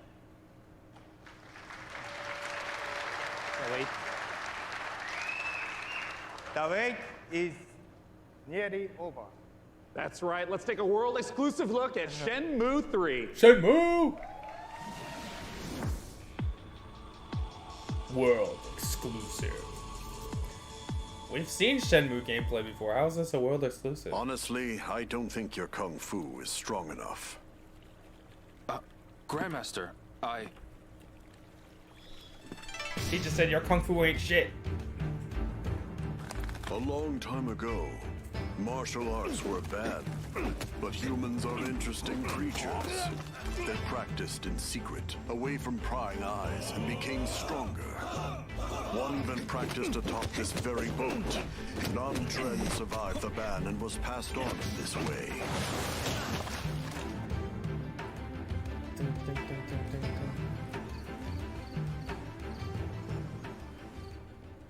What did you say to me? Stop it. They threaten and Why are the facial animations and the dubbing so bad still? Everyone in town is afraid of them. They are heartless. Hey, wait right there. He's like, ah, take that bitch and run up. This is him, the Japanese guy who got in our way. Whoa, You've got racist. some guts to barge in here on your own. Epic Game Store exclusive. Ah! Shenmue! I know so many people have been waiting for Shenmue 3. I would like to once again thank you so much. Shenmue Thank 3 you, not Yusan, coming to for joining Xbox? us That's today. hilarious. Cheers. Everyone. Thank you. Now our next title is near and dear to my childhood heart. It's based upon a game I grew up playing called Heroes of Might and Magic 2. Yeah, man, those Let's take a facial look at an animations are upcoming collaboration terrible. between Poppy Stain Studios and Lava Potion.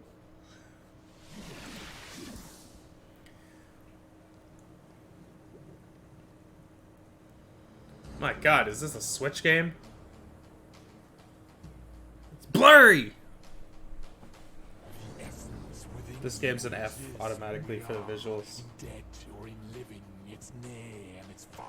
In human and beasts of the land, it flows through the forests, it breathes the sand.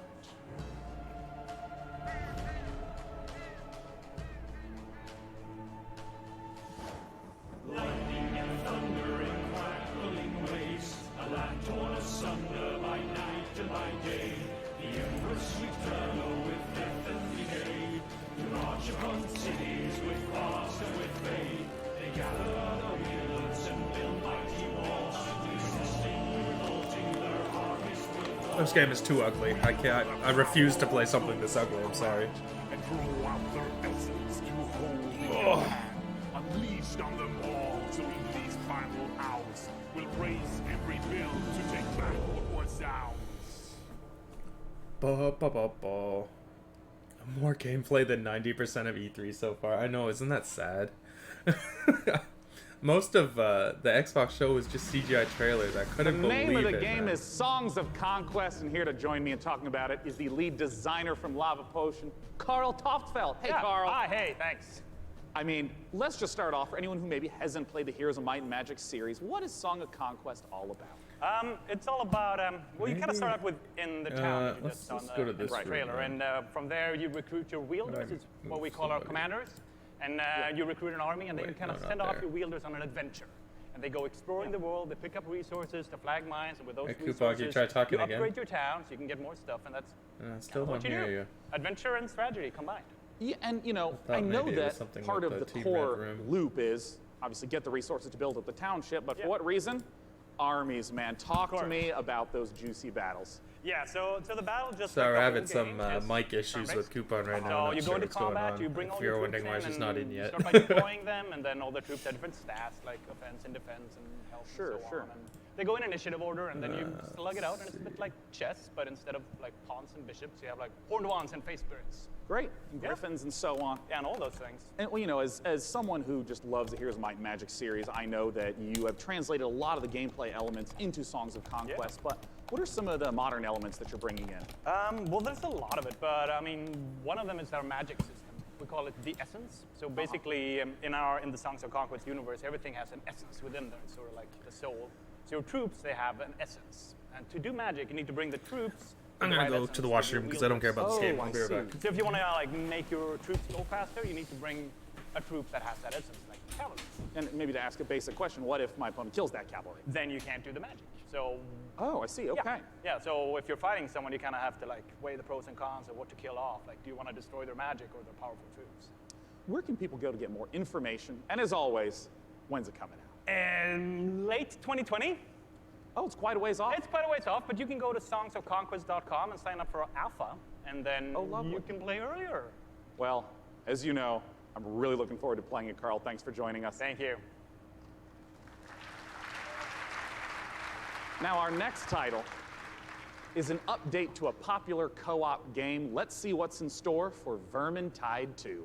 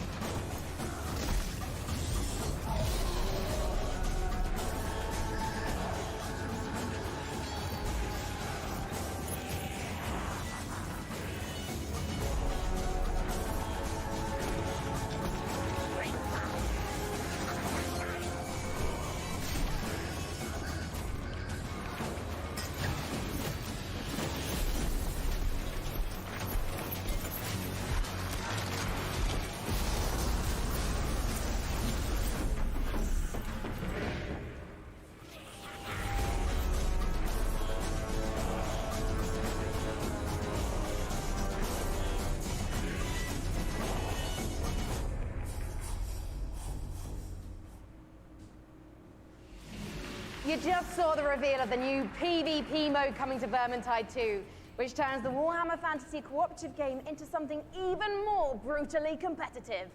It looks deliciously vile, and surely dismembering Skaven is so much more satisfying when you know you're going ham on a fellow player, making him or her cry little baby rat tears behind their computer screen. You can sign up now for the Vermintide 2 Versus beta at vermintide2.com/versus. In Per Aspera, you're an artificial consciousness orbiting Mars, whose ultimate purpose is to terraform the planet, starting from a single drone in your landing site and turning the planet into a flourishing second home for humanity. Courtesy of developer Talon Industries and publisher Raw Fury, here's a first ever look at Per Aspera. As we all know, reaching the Red Planet was not humanity's greatest achievement. Transferring the complexity of the human mind to machines was. So they can succeed where we failed.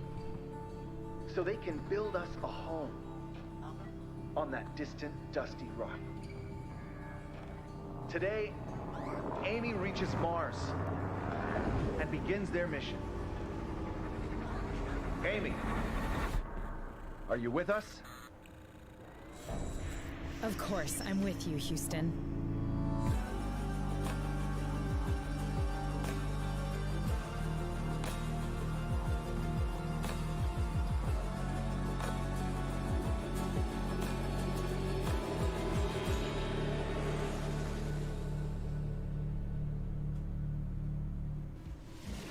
In the Assassin's Creed universe, our next guest sent players back in time to rewrite history.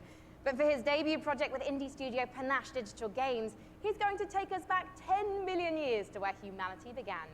Here to tell us all about ancestors is creative director and co-founder Patrice Desilets. Welcome, Patrice. Thank you for having me. Really happy to be here. I've been waiting 10 years to come back on a big stage at E3 showing off a game. Well, it's fantastic to have you back. I just want to ask, what inspired you to tell the story of human evolution? Well, when I started Panache, I needed a game, an open world game in which you can do a lot of things. You need a character in a 3D environment at first. And I said, oh, okay, back. I'm the Did historical guy. they show anything cool? Dude, so I need an historical period. They said, oh, let's go back at the very beginning. It'll be easier to do because I won't have to build a city, I won't have to build technology, and I was a bit naive because we built Africa 10 million years ago. I don't hear you, That's not Kuuppon. easy to build. It doesn't sound easy. I mean, how have you turned those themes into gameplay? Well, you play our last common ancestor, right, of all the big apes. And then you have to explore your environment, and eventually you expand your territory, you expand your clan, because you're not playing that one badass character. You play a group of badass character. And eventually you evolve into different species. It was a monkey up game? until Lucy the Australopithecus roughly 2 million years ago. I imagine our ancestors Wait, I missed had something.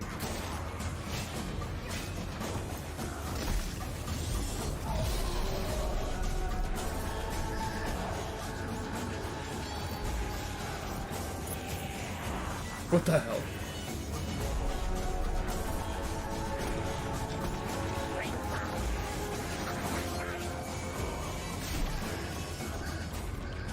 This game's creepy.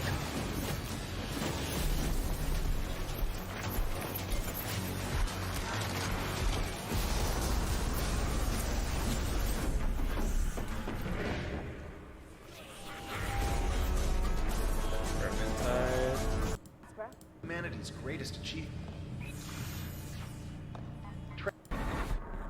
Are you? his debut project with indie. Really? We do today. There's going to be a lot more monkey changes game. in this world. Oh, where'd my check Well, go? it's all about There from we a go. prey to a predator. Basically, at the beginning of the game, everybody's there to kill you and devour you.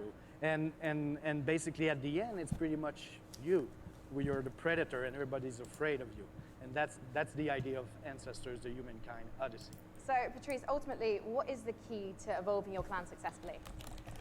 Curiosity, you need to explore, because, you know, I made a game about characters and you needed to follow the story I wrote for you.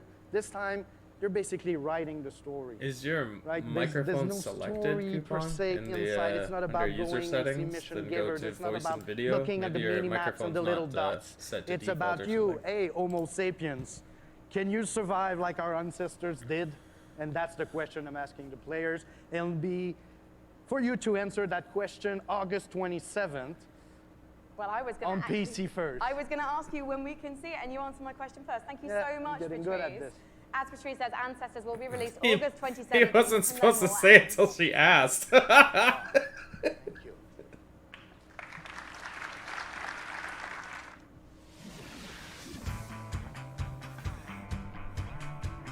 Hey, let's go. Epic Game Store commercial. This is what I was waiting for. Shenmue 3! Yo, I honestly can't believe how bad those facial animations are. They're terrible.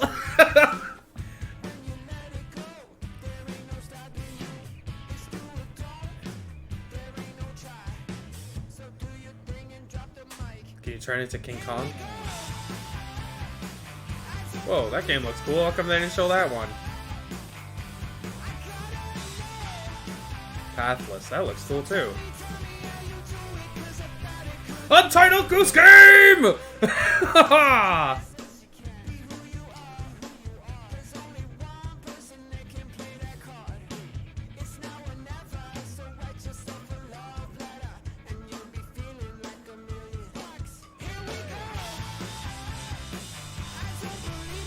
Adam Crops. Oh, that game looked crazy.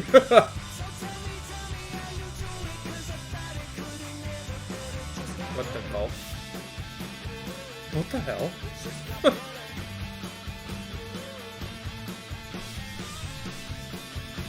Chivalry 2 looked pretty cool.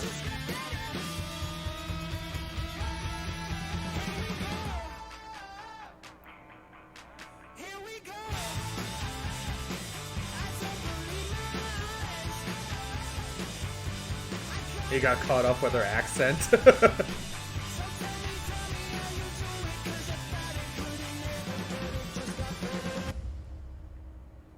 And one more thing.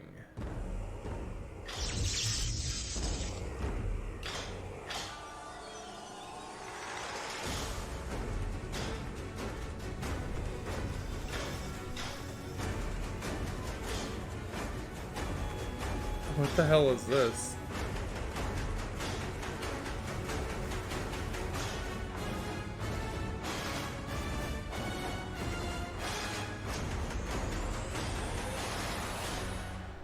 Auto chess.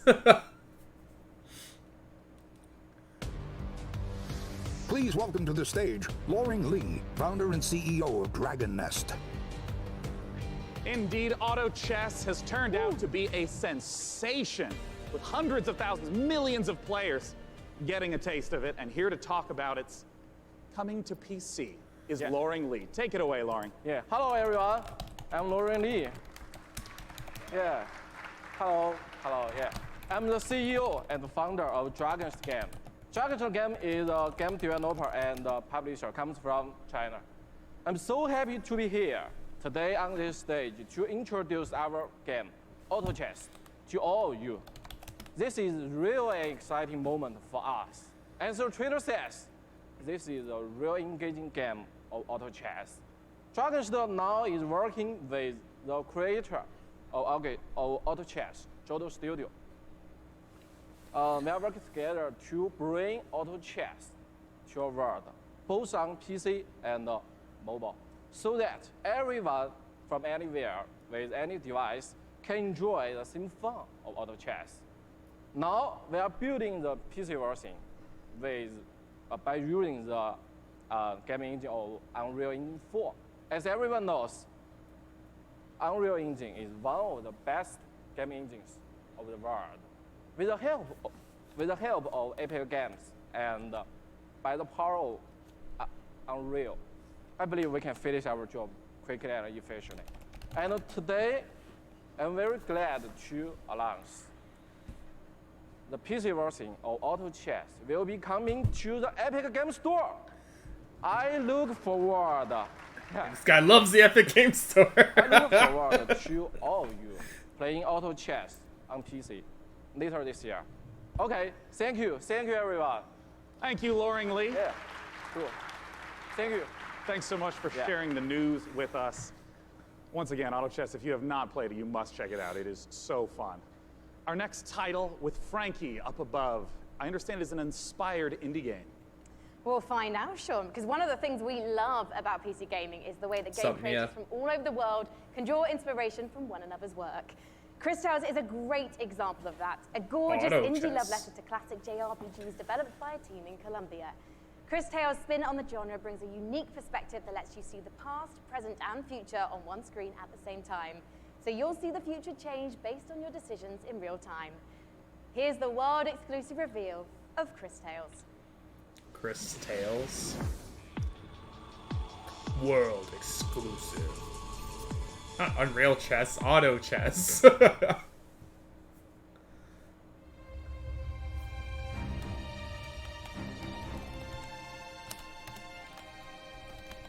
If you saw what was, what is, and what would be. If you knew how it ends, would you change it? Could you make the hard decisions? This is a cool looking game. And would you be strong enough to fight? I don't know, maybe an hour ago? Started here, hour and 15 minutes ago. There should be 45 minutes left. If you learn from the past and act in the present, you can rewrite the future.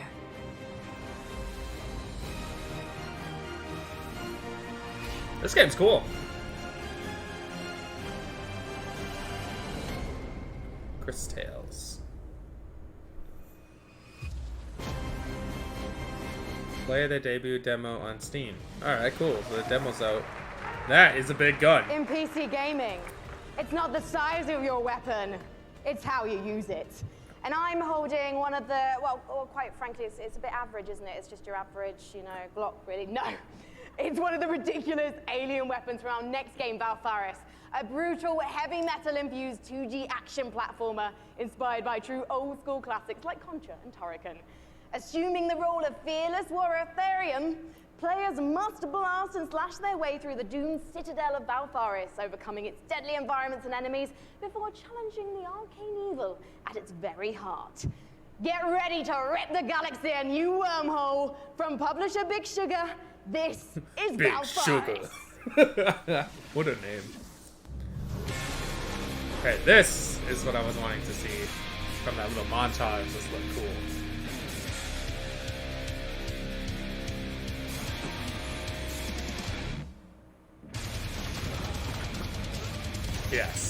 everything about this is yes.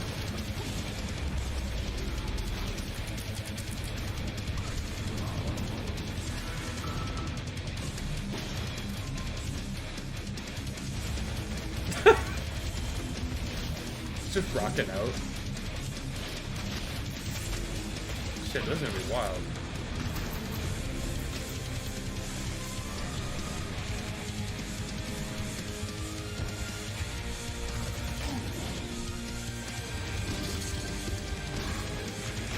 Like heavy metal Contra.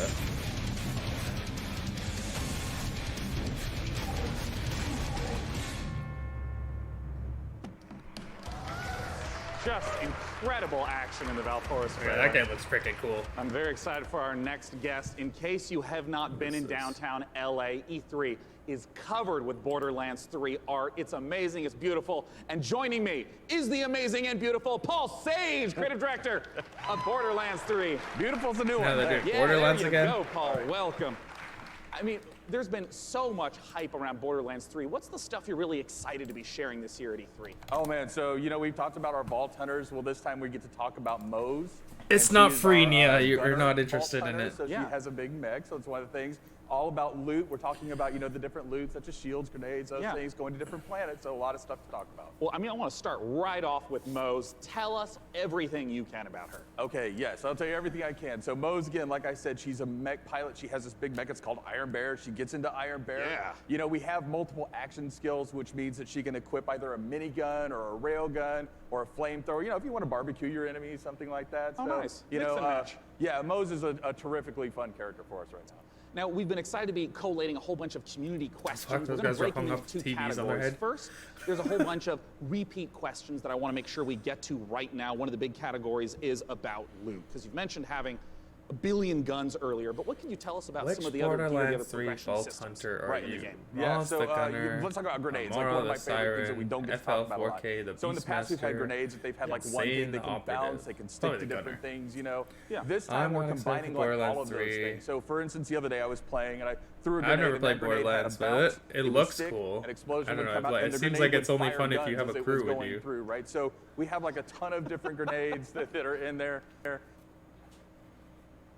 What happened? Shield where if you duck, That was that weird. shield will extend out in front of you, you know, so Oh, just tons of different things that we have with our characters. Class mods are unique, and that they give you skills this time as well as enhancing the skills you currently have. I also remember earlier you mentioned about artifacts. What are those? So artifacts are, you know, we've kind of concentrated on like, hey, does the game feel fluid? Can I, you know, slide into things? Can I jump? Can I mantle? Right. I'm just So when we were happy playing that with it, we had to be Randy's not slid on into a stage barrel, doing right? The barrel exploded, magic like, tricks again. That well, guy's that's kind a of time fun. waster. So why don't and we do he's something mental. like that? So our artifacts actually Yeah, add it looks like certain it's only things to fun if you have movement. So for friends. instance, you can slide faster. You can slide, and every time Play you with 4 slide, there's people, an right? explosion. We have something. Doesn't we seem call- like we a call- game that would be fun by playing by yourself. What the fuck is going on with their stream? Second category of questions unrelated to Gonna unrelated reset to it loot. here. Well, there's going to be a single. Think of a boss fight, you know, like I'm an old school Nintendo fan, right? So I love huge boss fights that have like Dang three it. phases and stuff like that. So now those people, you know, smart people in the audience know that we've talked about going to vaults instead of vault, right? And so there are Right, different right. like huge boss encounters there that are just, you know, multi-phase boss encounters. We have like a lot of different mini bosses throughout the game. So a lot of different boss encounters throughout the game. Well, now I want to ask some really quick questions that should be yes or no, very brief. First from Castore. How will you be handling multiplayer? They showed a really cool multiplayer, we will basically be co-op allowing anybody to horde jump mode, in at any horde time, mode zombie so- game earlier, and yeah, it looks Awesome. really From fun. Should MHL probably play that Animations. one. Can I pet the I gun? think it was called Zombie. Great question. Zombie I'm not here to something judge 4. what you do with your gun, That looked so, cool. you know, you- Zombie Army, That's a Dead Army, personal something question. like that. All right, great. Sam Wiseman asks, is Maya's new companion a siren? People are asking the right questions. That's what I will say about that. Oh, you tease. Sorry. All right, from my He's like, sorry, Randy will kill me. Is Tiny Tina going to be seen fighting alongside the Vault Hunters? Yes. Nice. All right, I'm just going to blast through a couple more as fast as I possibly can. What's the level cap at launch? 50. Will we get to see Flak? Yes. Will we see golden keys and or shift codes for Borderlands 3? Absolutely. Will there be duels? Yes. Other kinds of PvP? Yes and no. And also maybe. Perfect. Oh, what the hell? Yes and no. And will you be able to transfer weapons between your characters? Absolutely, right from the start. Perfect. And when is the damn game coming out? Friday the 13th, 2019, September 13th. Perfect. Borderlands.com for more information. Thanks so much for joining me on stage. Sean, thank you. And once again, if you have not seen all the setups in downtown for Borderlands 3, they're beautiful. Our next game, we're going to be revisiting a guest that we saw earlier in the show. He's upstairs with Frankie. What you got for us? What the hell? Why is she in a shark suit? Oh, hi, we're live. Sorry. Hello, I was We're just, I was actually testing out my outfit for this It looked like she was giving head to that dude I in think a you look shark really suit. sharp, as always. Very sharp. That was very Thank you so much. unfortunate John for her. Gibson, president of Tripwire, thank you for joining us again on the show. Yeah, very excited to be busy here. man, yes. Yes. Now, last year, we revealed Man-Eater to the world. And can you remind anyone who missed it what the game's all about? Absolutely. Maneater is an open world action RPG, or Shark PG as we call it. You start as a small baby shark pup, and you have to survive in this harsh world and try to eat your way to the top of the ecosystem. The three words that we think sum the game up the best are eat, explore, and evolve. And we also have someone we'd like you to meet. Well, let's meet him then. Let's take a look at the new trailer. Yeah, this English chick is not funny. She's very cringy.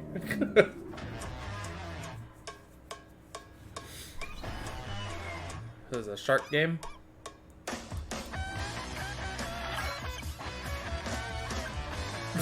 That's like air guitar with a fish.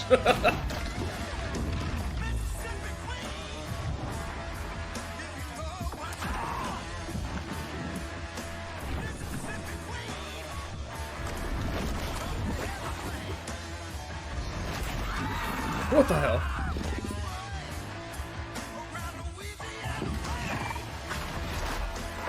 We need gameplay.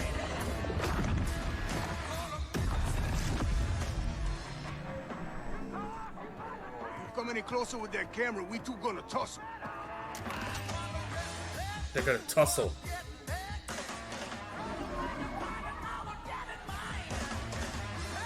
Oh, no gameplay. Zombie Army Dead War 4. That's what it was. I knew it had some of those words in there. Who was that appallingly dressed fisherman in the trailer? Because quite frankly, not even I would eat him.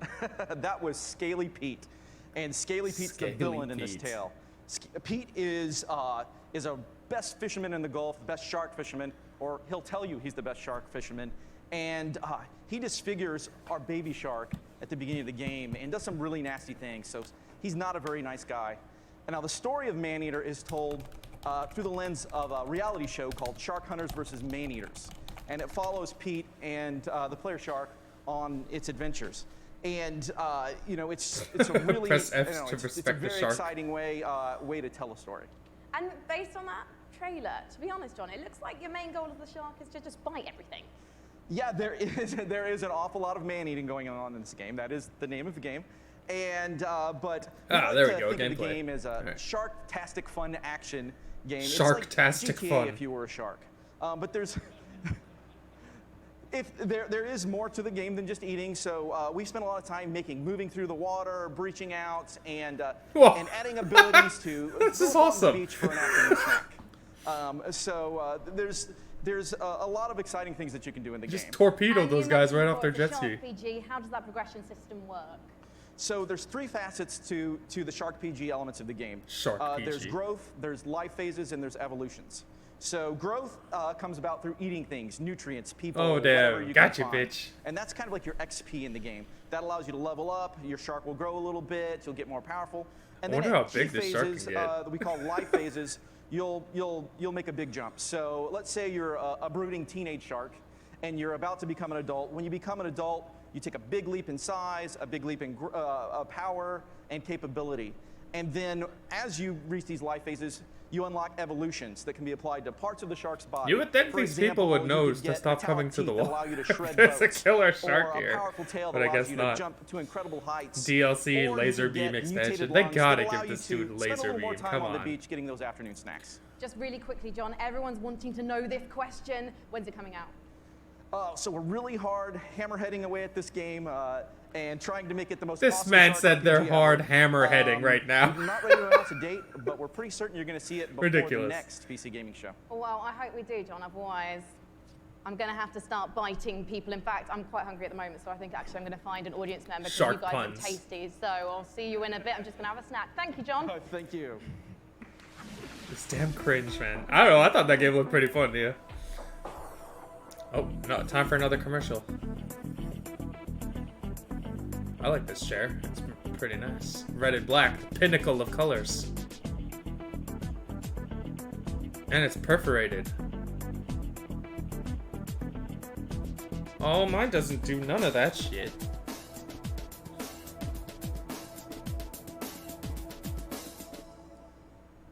E-Win Racing. You know, one of the absolute best parts about being sponsored by iWin for the PC Gaming Show is that I get to sit for this next segment and talk to you about Terraria. Terraria is one of the best-selling PC games of all time, selling almost 30 million copies. And part of the reason why it's maintained such popularity is the fact that the developers Relogic continue to add content, going from 250 items at release to now over 4,000. You're too Let's take short a look for at chairs their penultimate like that? expansion What, coming you up. sit on a stool or Terraria something? Journey's End. Terraria. I'm honestly surprised they still do updates to this game. This game's been out for a long time. Yeah, that's because your chair costs like $1,000, Evan, so you get out of here, that shit.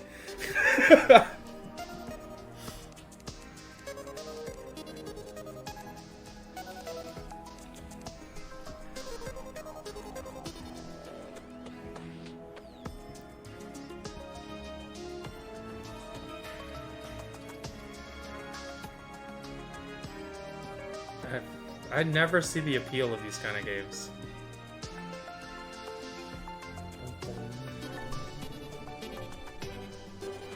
Will xCloud be on Switch? Maybe.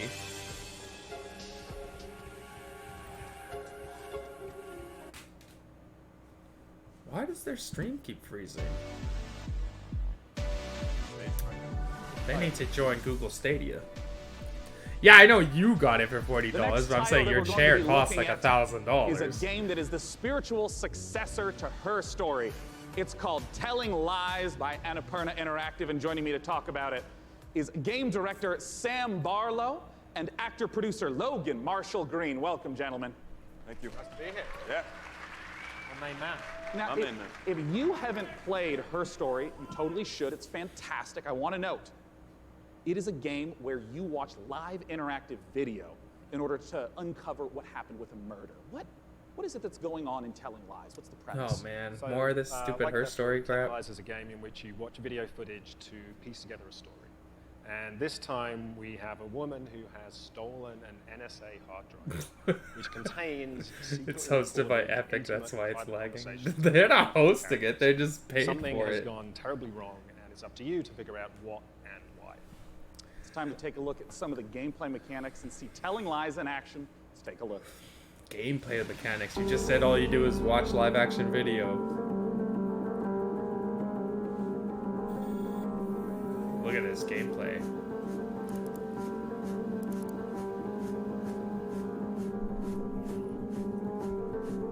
Once upon a time.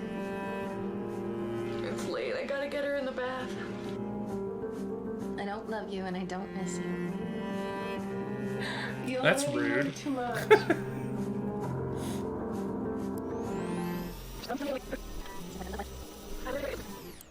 It's late. I gotta get her in the bath.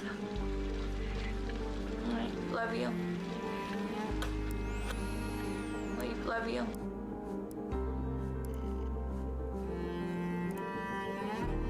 I've only ever been in love once. It was with a girl I met when I was 18, but I was too young and naive to handle it properly. Oh my god. Fucking I guess I hipster still carry nonsense the torch games. for it, which makes me an incurable romantic or underdeveloped emotionally. Garbage. I'm a loyal friend. Garbage. This is not a video game. A man died in my house at work today. This is a guy who wants to make a movie, but is too shitty at making movies. So he thought, I'll make a shitty-ass movie game. Coming soon, coming never Sam, I got should be the answer. questions for you about what we've just seen. I mean, talk to me about the mechanics. I mean, I saw, you know, subtitles up, highlighting, and it was loading more video footage. What's going on? So what we do in Telling Lies is we take all of the exploration you would have in a normal video game. So all that walking around in a 3D world. Yeah. And we apply that directly to the story, to the footage itself. So you're going to be scrubbing around in these clips, paying close attention, and you're going to be picking up on the subtext, listening to names, people, places. And with that information, it might as well be a Sony game. Dig into those, and over time, kind of build up this picture of the story. And it's truly like an open world video game. Well, I mean, you know, a lot of times with open world video games, they talk about, you know, the square kilometerage or miles in America. What's the sort of scope that we're talking about? Like, how many hours of footage is there? So we got like over 10 hours of footage here. Wow, so really? It's a story that encompasses 2 years. What I wanted to do with this one was, like I say, really embrace this idea of it being an open world game. You're free to explore and follow your curiosity. Just lose yourself in this story. Yeah. All the characters. It's this huge, messy, colorful story that I'm trying to tell. Well, I'm curious, Logan, as a performer in this kind of game, what is it like to actually try to have all the layers in there for each performance, also not knowing when a player is going to be seeing the specific footage you're performing? Well, it's definitely a non-linear open world game, but our approach and Sam's approach was not unlike a movie or a TV show, and we had to understand it. Look at this. A to B. Look at this boring So, guy. For the most part, that's how He we doesn't shot know it, how to make obviously, video when games. shooting a movie or a TV Boring show. guy. And in this It's case, not the even a game, video game. You're going to be He's shooting trying to make a out movie. of order, but we He's actually trying to make stayed a pretty movie, but he linear sucks in at how making we movies, so approached he's the trying to put it in story. video games. We Look at went this after guy. It like all the other He's times garbage. we're actors, we just went after intention. Look at the and garbage then when man. We won, and How's your baby? and we tried to make it as deep. You know, it's got a lot of scope. Yeah. But we wanted to make it as deep as possible, and Sam is one of the best movie or TV directors I've worked with, so it was very similar. Nice. Yeah, look at you too. Now, of course, I do want to stress to any of you, if you have not played Her Story, it's quick to play through. It's absolutely brilliant. Why Please are they check it still out in the talking about meantime. this? But You want to go? we're of You course hate this waiting to boring find man out too? when can we play. All right, I'll let you up. Very soon. Very soon, I promise. We'll have a date soon. Right now, you can go to Steam. You can wishlist on Steam. We all love Steam. And yeah, very soon. We'll be showing a little bit more during E3, and the game will be out. Yeah, very soon. Fantastic. Desperate to get it out there. Yeah. And people to play it. As soon as humanly possible. Well, Sam Logan, thanks so much for joining me on stage. Once again, Telling Lies. Now, up on the balcony, Frankie's going to be talking to us about a game that my friends, year after year after finally, it's year, over. keep telling me I have to play because of how much they've improved it. Frankie, what's going on with Warframe? Well, one of my favorite parts of last year's show, aside from being upstaged by a giant duck, was getting a glimpse at the future of Warframe. And here with the latest look at the next expansion to the universe is Space Mum Rebecca Ford. So, chat, behave yourselves, please, because Mother's here. Now, Rebecca, what are we about to see? We're going to take a look at an amazing trailer that our team has put together. A lot of our players have been waiting a year for a look at what we've been calling Railjack, so it's about time to, you know, Railjack? see what we've been doing. Yeah, let's take a look.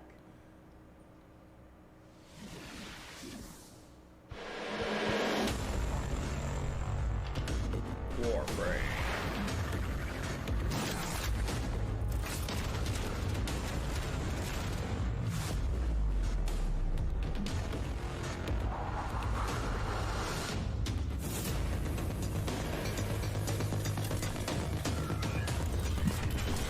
Warframe continuously gets better.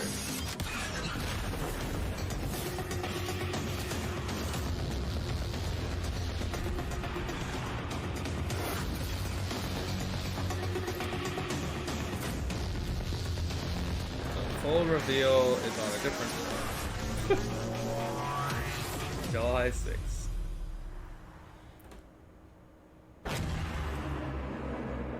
Damn, he took his soul out. July 6th on Twitch. Oh, you can get a free costume.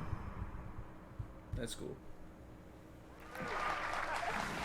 Rebecca, Becca, it must be so exciting to know that the fans have finally seen it, and you're clearly going all in on the epic space combat. So tell me about the new stuff that players are going to be able to experience. I wasn't shaking before we started talking, and now I am, because it's real, because, you know, Empyrean is what we're calling codename Railjack. It's basically taking the Space Ninja part of Warframe, sending it back up to space, bringing players that squad gameplay they know, taking the enemies like the Corpus and the Grineer, giving them their own Railjack to, you know, essentially explore the solar system with and take down the bad guys. And when are fans going to get to see more? Well, TennoCon is in London, Ontario. It's You July mean 6th, the same Switch guys watch that it online hyped on up Twitch. We're gonna Warframe be for a showing week lot and then more never in our played it again?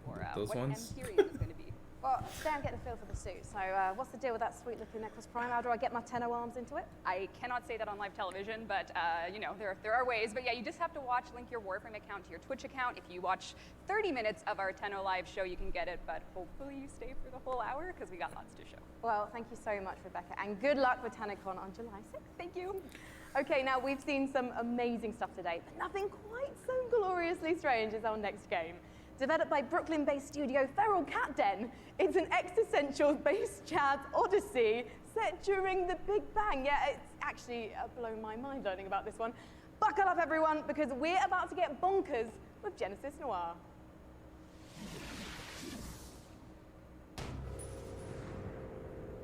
Yeah, this one looked interesting in the what the hell is it called? When they show all the games at once. This one looked interesting, but we'll see. The sizzle reel or whatever. But it does seem like it's just a walking simulator, so cool art style though.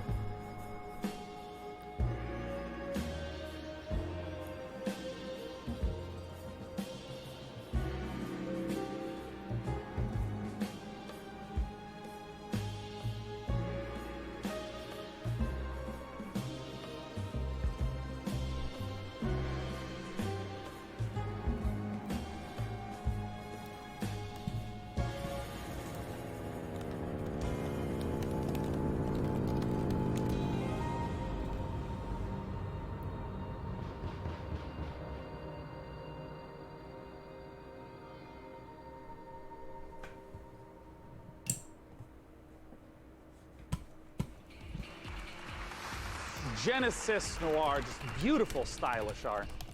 The next game we're going to take a look at is the twist on the stealth genre. It's called El Hijo, where you play as a 6-year-old trying to escape a monastery and find your mother using toys and tricks to avoid monks. Let's take a look at this gorgeous spaghetti western-inspired project from Studio Handy Games.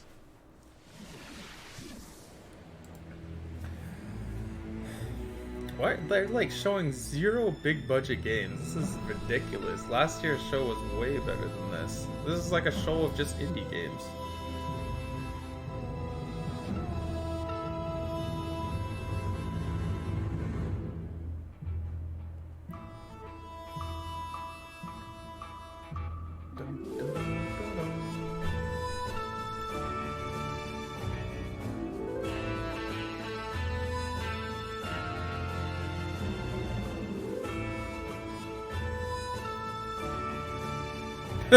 You ain't hiding in there. Oh shit, you gotta sneak around a bunch of monks?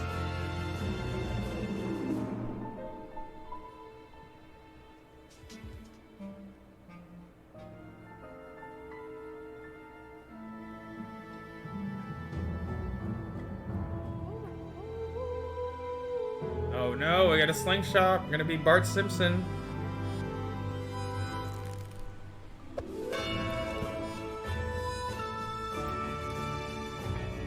This game will be pretty fun.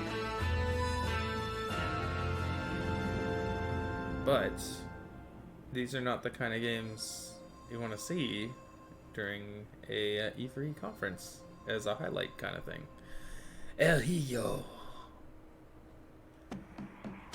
But it does look fun. El Hijo, once again, is the title of the trailer we just saw.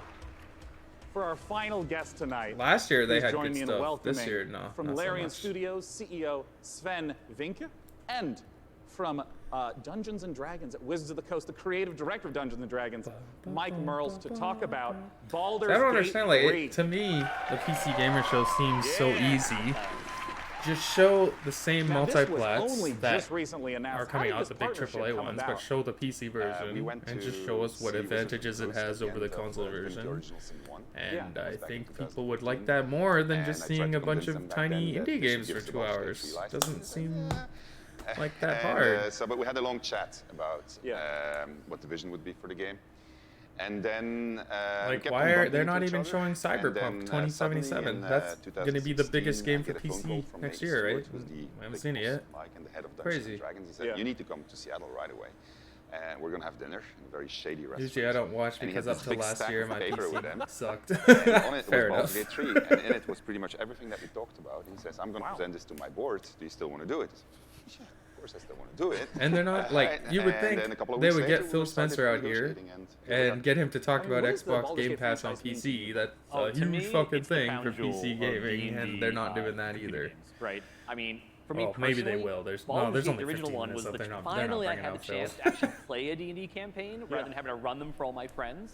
So it means so much to us. Baldur's Gate, it's such fantastic. They showed some storytelling, strategy and games, like it's so real-time exciting strategy to games come to already not only a earlier, new generation of gamers, but for the not a gamers lot of who them. remember the 20 years it's been since the original, the first two in the series. Yeah, it's So kind of like an incredibly indie exciting. showcase, And but for us, it 2 really hours is long. such an important part of the Microsoft's And we Xbox got show a chance to see was the a trailer. better Talk to me PC about show some of than the this. story elements, the world elements. What are things we're going to see in Baldur's Gate 3?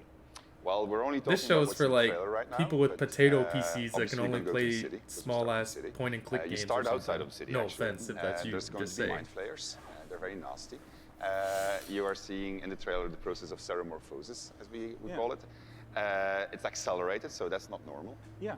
And you're going to see a lot Like, of I like iconic this creatures, part where they iconic actually bring the characters, devs out iconic and let them places. talk about the game. It's just like they're not interesting I'm curious games. about some Well, of there the are some, but gameplay not big elements, games. because obviously, there's just been a big resurgence of Dungeons and Dragons. But I like that tons they of bring the broadcasts devs out on and let them Twitch. talk about the game. I mean, how do you translate some of the insane things that players want to do into, what has to be a structured computer game? So we started with the player handbook, which is basic rule set of Dungeons and Dragons. Which player handbook? Which Fifth edition. Right. Yeah. And so we ported as much as we could to the so video creepy. game. We looked at what worked really well. We looked at the things that didn't work that well, because it is a video game and this was made for tabletop gaming. And so we started modifying those things, and then we had to add things on top of it, because if you play tabletop, you have a game master, and you say, well, I want to do this. Yeah. And then the I game want to master start a fight with a pigeon. And he's like, okay, roll for dexterity. Sure. Exactly, that's it. So we had to add systems to make that possible within the game. But we've gone very, very far. Yeah, I mean, can you give an example of like a crazy moment that a player might do that you could actually play out in the game? Well, I could, let's say that we get into a fight because you ask a nasty question, I don't want to answer it. And I take the chair over there, I put it on fire, smash it on your head. Well, just as an example. It's just an example, it's fine, we're just talking, we're just talking. These are things that we have to put systems into the game for to do it, which are not necessarily going to be described inside of the book. Interesting. And I mean, like, Mike, in terms of your role, speaking to Larian Studios, you have tons of data of all the sorts of things that players do. What's the sort of information that you provide in assistance? Well, really what it comes down to is providing the story support. We think of Dungeons & Dragons, the universe of D&D. It's like a toy box for dungeon masters and players to go into and build their own stories. So working with Larry and working with Sven, a lot of it was just opening up that toy box and sharing it. And giving that kind of guidance, like I remember one of our first meetings, we just laid out a map of Baldur's Gate and the Sword Coast and asking a lot of questions, like what kind of story do you want to tell? Where do we want to go? What are the cool locations we've always wanted to put in a game like this? And then in terms of the system support, what does it mean in terms of the story for each character, for each character race, each character class, so that if you have your favorite class and it's in the game, you really feel like you're taking on that role that you love so much from the tabletop. It's really coming to life in an authentic way in Baldur's Gate 3. And we're going to talk in a moment about Baldur's Gate 3 release dates and whatnot, but we have a second game that we want to talk about on a new technology known as pencil and paper. I understand that there is a tabletop prequel coming for Baldur's Gate. You can get that So in Baldur's Gate, we PDP think one of that this I one got. saga, This thing. all the different games coming together to tell This one was grand cheaper story than of the city. the official one. It's really on good. September 17th, we're releasing our next tabletop campaign, Baldur's Gate, It was Descent of Avernus. And it is the 40 next over here. I think it's Baldur's Gate saga, 25 and it's in a the prequel US. to Baldur's Gate. The only thing is So it's if you haven't played wired Baldur's though. You Gate need to use a games since cable. Baldur's Gate 1 or 2. This is your chance to check But out otherwise, the it's history. very It's been good. about 100 years since the events of Baldur's Gate 2. Yeah. So this will give you a chance to check in on the city, to see what's going on, its current state, who the movers and shakers are. We also feature a complete levels 1 to 13 campaign that takes you from the mean streets of Baldur's Gate to the depths of hell itself. I don't know. And sort of Oh, pose wait, to I can players hear you now. A question: Do you, can hear me want to now? redeem Yes. Baldur's Gate or send it to damnation? What the hell? So we're putting that right in players' hands to make that choice. Well, I have to ask Sven. I was about to say, I'm like, I'm on my What phone. can You you can't talk hear to me us while I'm on the about phone, expected completely away from the release computer. I'm mad. People have been Oh yeah, I waiting can hear for you a now. long time. Let me ask So you. we have to wait a little bit. Can you people hear when it's ready? Coupon in the chat? We don't. This is the game that we want to play, so we want to make sure it's really good. And then when that's the case, then I'm watching it from a different. Well, I know a lot of people have been waiting a long time. And I think I speak for a lot of people here when I say, take your think time. they can hear Been you the now. original Sin games. Yeah, are yeah, amazing they hear in you. Quality. It's going to be Okay, cool. fantastic Hey, and what's up, worth the everybody? wait. Gentlemen, thanks so much That for was joining weird. us. Thank you very much. Ben and Mike, I'm talk about like, if Baldur's I go Gate to my, 3. if I go Goodbye. and Goodbye, jump on my guys. freaking phone, Why and I are still they can't be leaving? there, Well, screw it's this because the PC gaming show has It's officially your side, or it's concluded. So you're on Let's your phone now. Bring up on the stage the I'm on the fantastic phone. I can't Frankie use it. Ward. So Come here, I Frankie. guess it wasn't my end then. Well, thank you so much, Sean. I don't know. How It come was this audio because has been this program was absolutely picking up my fantastic phone. today? It was picking up my Guys, mic. It just thank you so much for couldn't hear coming me, out to the like- 5th annual PC Oh, Gaming and Show. they're done. We want to give an enormous makes thanks to sense. all you who tuned in Is the game show live. over? We want to, of It course, looks like it. thank Yeah, they're all of doing you the who outro. personally showed up This this show morning. And, of was course, the a sponsors who helped fail. make It this was bad. possible. Yeah, Epic it Game was Store, not that iWin, great. Frontier, Funcom, There was a couple good Paradox, games that they showed, like Interactive, indie stuff, but Perfect no World, Rebellion, bangers, Tripwire, no and surprises. Samsung. As you know, PC Their Gaming biggest, is a platform. their It's not biggest a surprise, publisher or quote unquote developer, so surprise, the was sponsors auto are essential chess. for letting The us fuck out of here! put It's on some this show nerd every year. shit, Thank man. you so much. And I gotta ask Frank, any They titles just you're show auto excited about? chess. They showed Well, auto I chess did though. have a They baby elephant, showed it so as like definitely they planets put up doing on screen. They're like, and probably, one and more also thing, and they wanna showed eat auto things. chess. Maybe elephants yeah. included, so man-eater, of course. What I'm a personally fail. looking forward Last to year Songs was of way Conquest. better. They Those got who've heard, no there's games bangers coming this out year. all No across AAA multi-plat 2019 and games. into 2020. Nothing. It We was hope you all all have a indie fantastic games. E3 I can't officially believe begins tomorrow. they took Big 2 shout out to all hours you for at press this. conferences. Hello again, Drop I Train. thought Good to see you Epic 2 was years in a going row. to like We hope bring you all in have a some fantastic new time at games that E3 they were and go going play to some throw in their games store. and Like make some They friends. did. They See you had a here. sizzle Bye-bye. reel showing all the games that are exclusive to Epic, but it's no like huge games. as far as like outside of that, they couldn't be bothered to show anything else. Yeah. Man. Oh my, Disappointing. I was expecting a lot better. very disappointing. Everyone's shook, man. Google Stadia's got the world shook right now. Is it really shook, or does nobody really care right now? I mean, Alright, so if I'm gonna give this show a rating, it gets an F for fucking terrible. not even a D or No, there's no way it's a C. No way. Because Microsoft's show was a C. So this is an F. Yeah. Microsoft a C. I thought you would have given it a B. No, they didn't show any Gears gameplay. They just showed us fucking Gears pop, so that was an automatic fail. Yeah, they showed us the freaking. There was no Halo gameplay. It was just CGI trailer. Fail. Yeah, there's a lot of that going on for E3 this year. Just trailer. Like, dude, this is a game show. Can we see fucking The games? highest I can give to Microsoft would be a C+. And that's simply because they did the Xbox Game Pass on PC. I mean, yeah, it wasn't a bad show. It just wasn't a great show. It was a lot of repeats from last year for them. Yeah, PC show was definitely kind of was like, oh, okay, that's it. Yeah, this show was a huge letdown. I was expecting much better because they're supposed to have a bigger budget this year than last year because now they had a real sponsor. So I expected them to show better games, and they did not. Yeah. Real sponsor or not. That was bad. That was a total F. What a joke. I can't believe that took 2 hours. There was no need for that show to be 2 hours long. Yeah, it didn't need to be that long. It could have been shorter. They still could have gotten all the information. Yeah, out. that's what I'm saying. Like, it was just too long. They kind of dragged it out, all that stuff in between. Why was the lady in a shark just to promote a shark? That Manhunt game looked pretty, Maneater, whatever. That was pretty funny, but like, Yeah, it was again, that's a small hilarious. game. They showed no big games. I don't understand that. It really didn't. It really Like, didn't. all these multi-plat games are coming to fucking PC, yet all they showed was 2 hours of indies. Like, what the hell is that? I don't know. Like my ideal PC game show will be like you show us a few big bangers in the beginning, in the middle, give us the indies, you know, get to those, let the people talk about their games, get the word out, all that good stuff. Then Yeah. show us a few more bangers in the end. Stop with the game, get with the stupid trailers, and give us actual gameplay. Like, can we go back to old school where gameplay was the focus? They had And this that show had way more gameplay than Microsoft show, but yeah, this definitely did. yeah, but there was like, still a lot of CGI crap there's in there. still like a lot of lackluster games for the gameplay that they did show. Were there phone not games impressed. in there? I hope not. I didn't see any phone games, unless you count Auto Chess because they said it's on PC and phone. Oh, well, I mean, not technically, not literally phone games, but games that you could easily play on the phone if you want to. Well, they're indie games. You can basically play all of these on a phone. Well, they can, but I mean, some of them are more phone worthy. There was like a Conan game that looked pretty funny. That could be a cell phone game. I missed that one. That was probably earlier in this show. Yeah, that was earlier.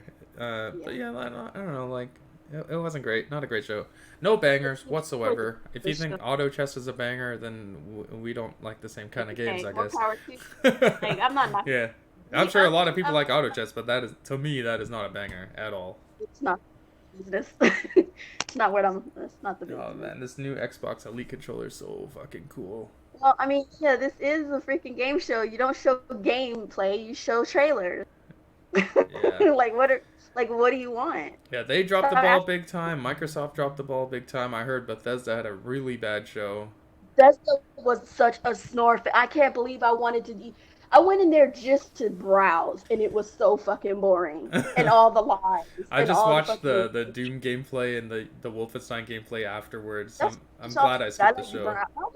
I didn't sit to watch the whole thing because I didn't watch it at all. I waited until it was over so I could just kind of scroll. And I was like scrolling through it. It was just boring left and right. And I'm just like, okay, Doom. I'm gonna check out Doom. I'm gonna check out Doom, that Doom game's gonna be awesome.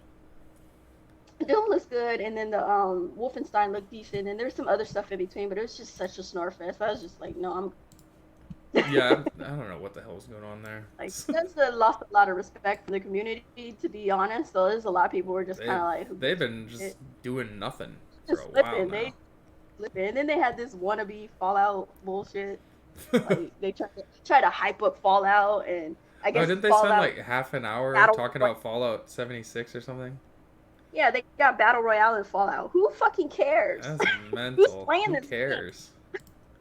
Who is queuing up for some Battle Royale in Fallout? It's usually a single player game, and you're trying to make it online multiplayer. This live service shit. You guys failed. Stop it. Right? And most of the Fallout cats are put it like this: most of the people in Bethesda's corner, like who likes Bethesda games, are single player people. Your games are single player. Why are you trying to make them multiplayer? I don't know. Like they're known for making single player games. Nobody goes to Bethesda for multiplayer games. For multiplayer, and you out here trying to sell multiplayer on single player platform games that are just like not meant for that shit. Like, dude, stop, get out of here. Well, that show's done, and that was sad. But, definitely funny. I mean, I can't even be mad at Bethesda for trying. I mean. I guess they want that multiplayer money, but they suck at making multiplayer games. Most of these live service games, there's a pitfall. There's a big pitfall for live service games, and the pitfall is they're trying to shell out these games. Broken and buggy. They purposely bring them out broken so they can give you the illusion of content over time. Yeah, over time with the roadmap. Like Sea of Thieves did that shit. Like Sea of Thieves now, a year later, is a much better game than when it launched. Yeah, but why should we have to wait? Yo. But why should we have to wait a year? I know, that's what I'm saying. Like, the only reason you're doing that is because they know they can get away with launching it early and having no content. Yeah, you might as well wait the year. Because let's say for example, if I never played Sea of Thieves and I waited a year until it had content, I'd probably like the game. But I played the game the day it came out, and it was the worst game I've ever played in my life. But it's like you have to capture people at least in the first couple of days. You can't just be bringing out some nonsense like, oh well, it'll get better over time. Yeah, like no, who's falling for that shit anymore? Yeah, like you gotta catch me right then and there, man. If your game has no content at launch, we have Yeah, literally us as thousands gamers, of games we to choose from. Play those. Right. We should like ignore live service games. We should just Like when a live service game comes out, we should be like, look, I'm not buying it day one. I'll wait a year and get it because obviously you're not gonna have all the You ain't stuff gonna in have there nothing ready. Yeah. anyway. Especially when you have I'll games come like Warframe that have been out out. for like 6 years, Oh, continuously wait, putting out another thing. content. And what can't come about out when with nothing. those games become free to play because they didn't sell well, so they make them free to play to try and get more people in to buy their Isn't their Fallout transaction. 76 going free to play? I They're would giving you imagine a free so. Who's access. buying that? They said they're making it free access, but it's not free to play. At Oh least my not god. right now. It will But be. What does it even mean? Free access but not free to play? Probably get like a trial or something. Yeah, there's a trial period. You could play it for free to see all the new content that they just put in there and all that stuff. But it's like, okay. And then they put it on, and then they just recently, oh crap. What happened? Oh, hello, sorry. My phone turned off on me. Oh. And then they recently, they gave free access. So you get free access for a certain period of time. And then for the new content that's coming out, with the Battle Royale and all this other stuff. And then they were talking, the people were asking, well, you said you promised you would only have cosmetic only, and now you got the pay to win stuff. And they're like, well, we don't see it as pay to win and all this, you know, all this We other don't see stuff. it as pay to win. It's pay to have an advantage. Yeah, Completely different. It's pay to get ahead, and it's like you put the pitfall in place. You guys nerfed the guns, nerfed the material, so you could put this you know, free this whole pay to win. I don't like that. Like, I hate And that that's shit. the only thing. And that's what I don't like about those type of games, because they can they can make the problem and then make you pay for the solution. It's like, what? Yeah, like that. I'm one of the guys that I don't care about the pay for like cosmetics. Like I don't care if some dude wants to pay $5 for a T-shirt, whatever. What do I care? But when they start putting $5 and you can buy a better gun that like does double damage of my gun, you broke the game at that point. Yeah, you break the game. Basically. Yeah. Especially if they put in like equipment and stuff that it will help you in the game, and you can't get it any other way but buying it with real world money, as opposed to grinding in the game and getting it eventually. Like if I can get it eventually in the game, I don't mind the grind, but obviously the grind is depends artificial. how bad the grind is. Yeah, because they're gonna make the grind artificial to make you kind of piss you off and force you in it. Me personally, if it's a grind that I know is artificial and I can feel it, I just leave the game. I'm not about to. Then it feels like a cell phone. Artificial grind, yeah. You can tell when it feels like a cell phone game. You can tell. You can totally tell. It's like, dude, this is retarded. I'm done. And that was the worry for Devil May Cry 5, but luckily it wasn't like that. They didn't do it. That's good. Yeah. I'm glad they didn't do it. Because that a lot of people were worried about that. My concern when you were talking about you can buy crystals. I'm like, but why? Yeah, I played the whole game. I've beaten it twice now. I haven't bought crystals once because they're everywhere. Yeah, that's good, and that's what I'm saying. That's what I like. That's what I like to hear. You can play the game. Wait, what game are you talking about? Devil May Cry 5. Oh yeah. Yeah, and it's like there's people who are going to go into the stores and buy stuff, and it's like cool. Yeah, but that's fine. They can if they want. Some people don't want to play the game normally. That's fine, but as long as they don't mess it up for the rest of us. Yeah, if you want to go into the store and buy stuff, by all means do you, boo boo. But if the game is like screwed up just to force me into the store, I don't like that. Don't force me into the store. I don't want to fucking buy your shit. I'm just gonna leave your game. I'm not gonna buy your shit. I'm just gonna artificial grind. I'm out. Okay, just checking out this stupid app. What else are they showing? What other shows is? There's the AMD show. That's a hardware show. That's later today. They're gonna show their new graphics cards. So I'm definitely gonna be watching that later. And you don't have nothing else? I think Ubisoft. Oh yeah, Ubisoft's today. What time is that show? That's 2 for my time. Let me see. Oh shit, that's actually about to come on now. Is it? That's literally in a few more minutes. It says Ubisoft E3 conference right here. Oh. I might as well watch that then. I guess so. What? Yeah, Ubisoft is at let's see, that's 1 o'clock your time, Alex. Huh? Yeah. Ubisoft is 1 o'clock your time. Oh, it's in an hour then. Yeah. Oh, okay. Well, that gives me time to go get lunch at least. It's saying 2 o'clock here, unless they're talking about. It's 3 o'clock our time, Coupon. The pre-show's on right now. That's why it says they're doing a pre-show right now with this really fugly woman. It's 3 our time, but it's 1 Alex's time. Okay, so that's an hour. I don't want to watch this Tuesday. pre-show nonsense. Go away. I'm not watching shit. I'm gonna get back on Discord. Are you gonna still be there, Nia? I'll be here. I'm around. My grandma's gone now, so I'm not granny fitting anymore. All right, cool. You guys want to watch the Ubisoft show then? For sure, we can do that. Oh, I'm gonna go get lunch, then I'll set up for Ubisoft after then. All right, cool. All right, so people in the chat will come back in an hour. We'll watch Ubisoft. We'll start the show with Just Dance as they do every single fucking year, and dancing bunnies and whatever else they have. And maybe Miyamoto will come out and shoot up the joint again. So yeah, we'll be back in an hour ish. Rabbit. For sure.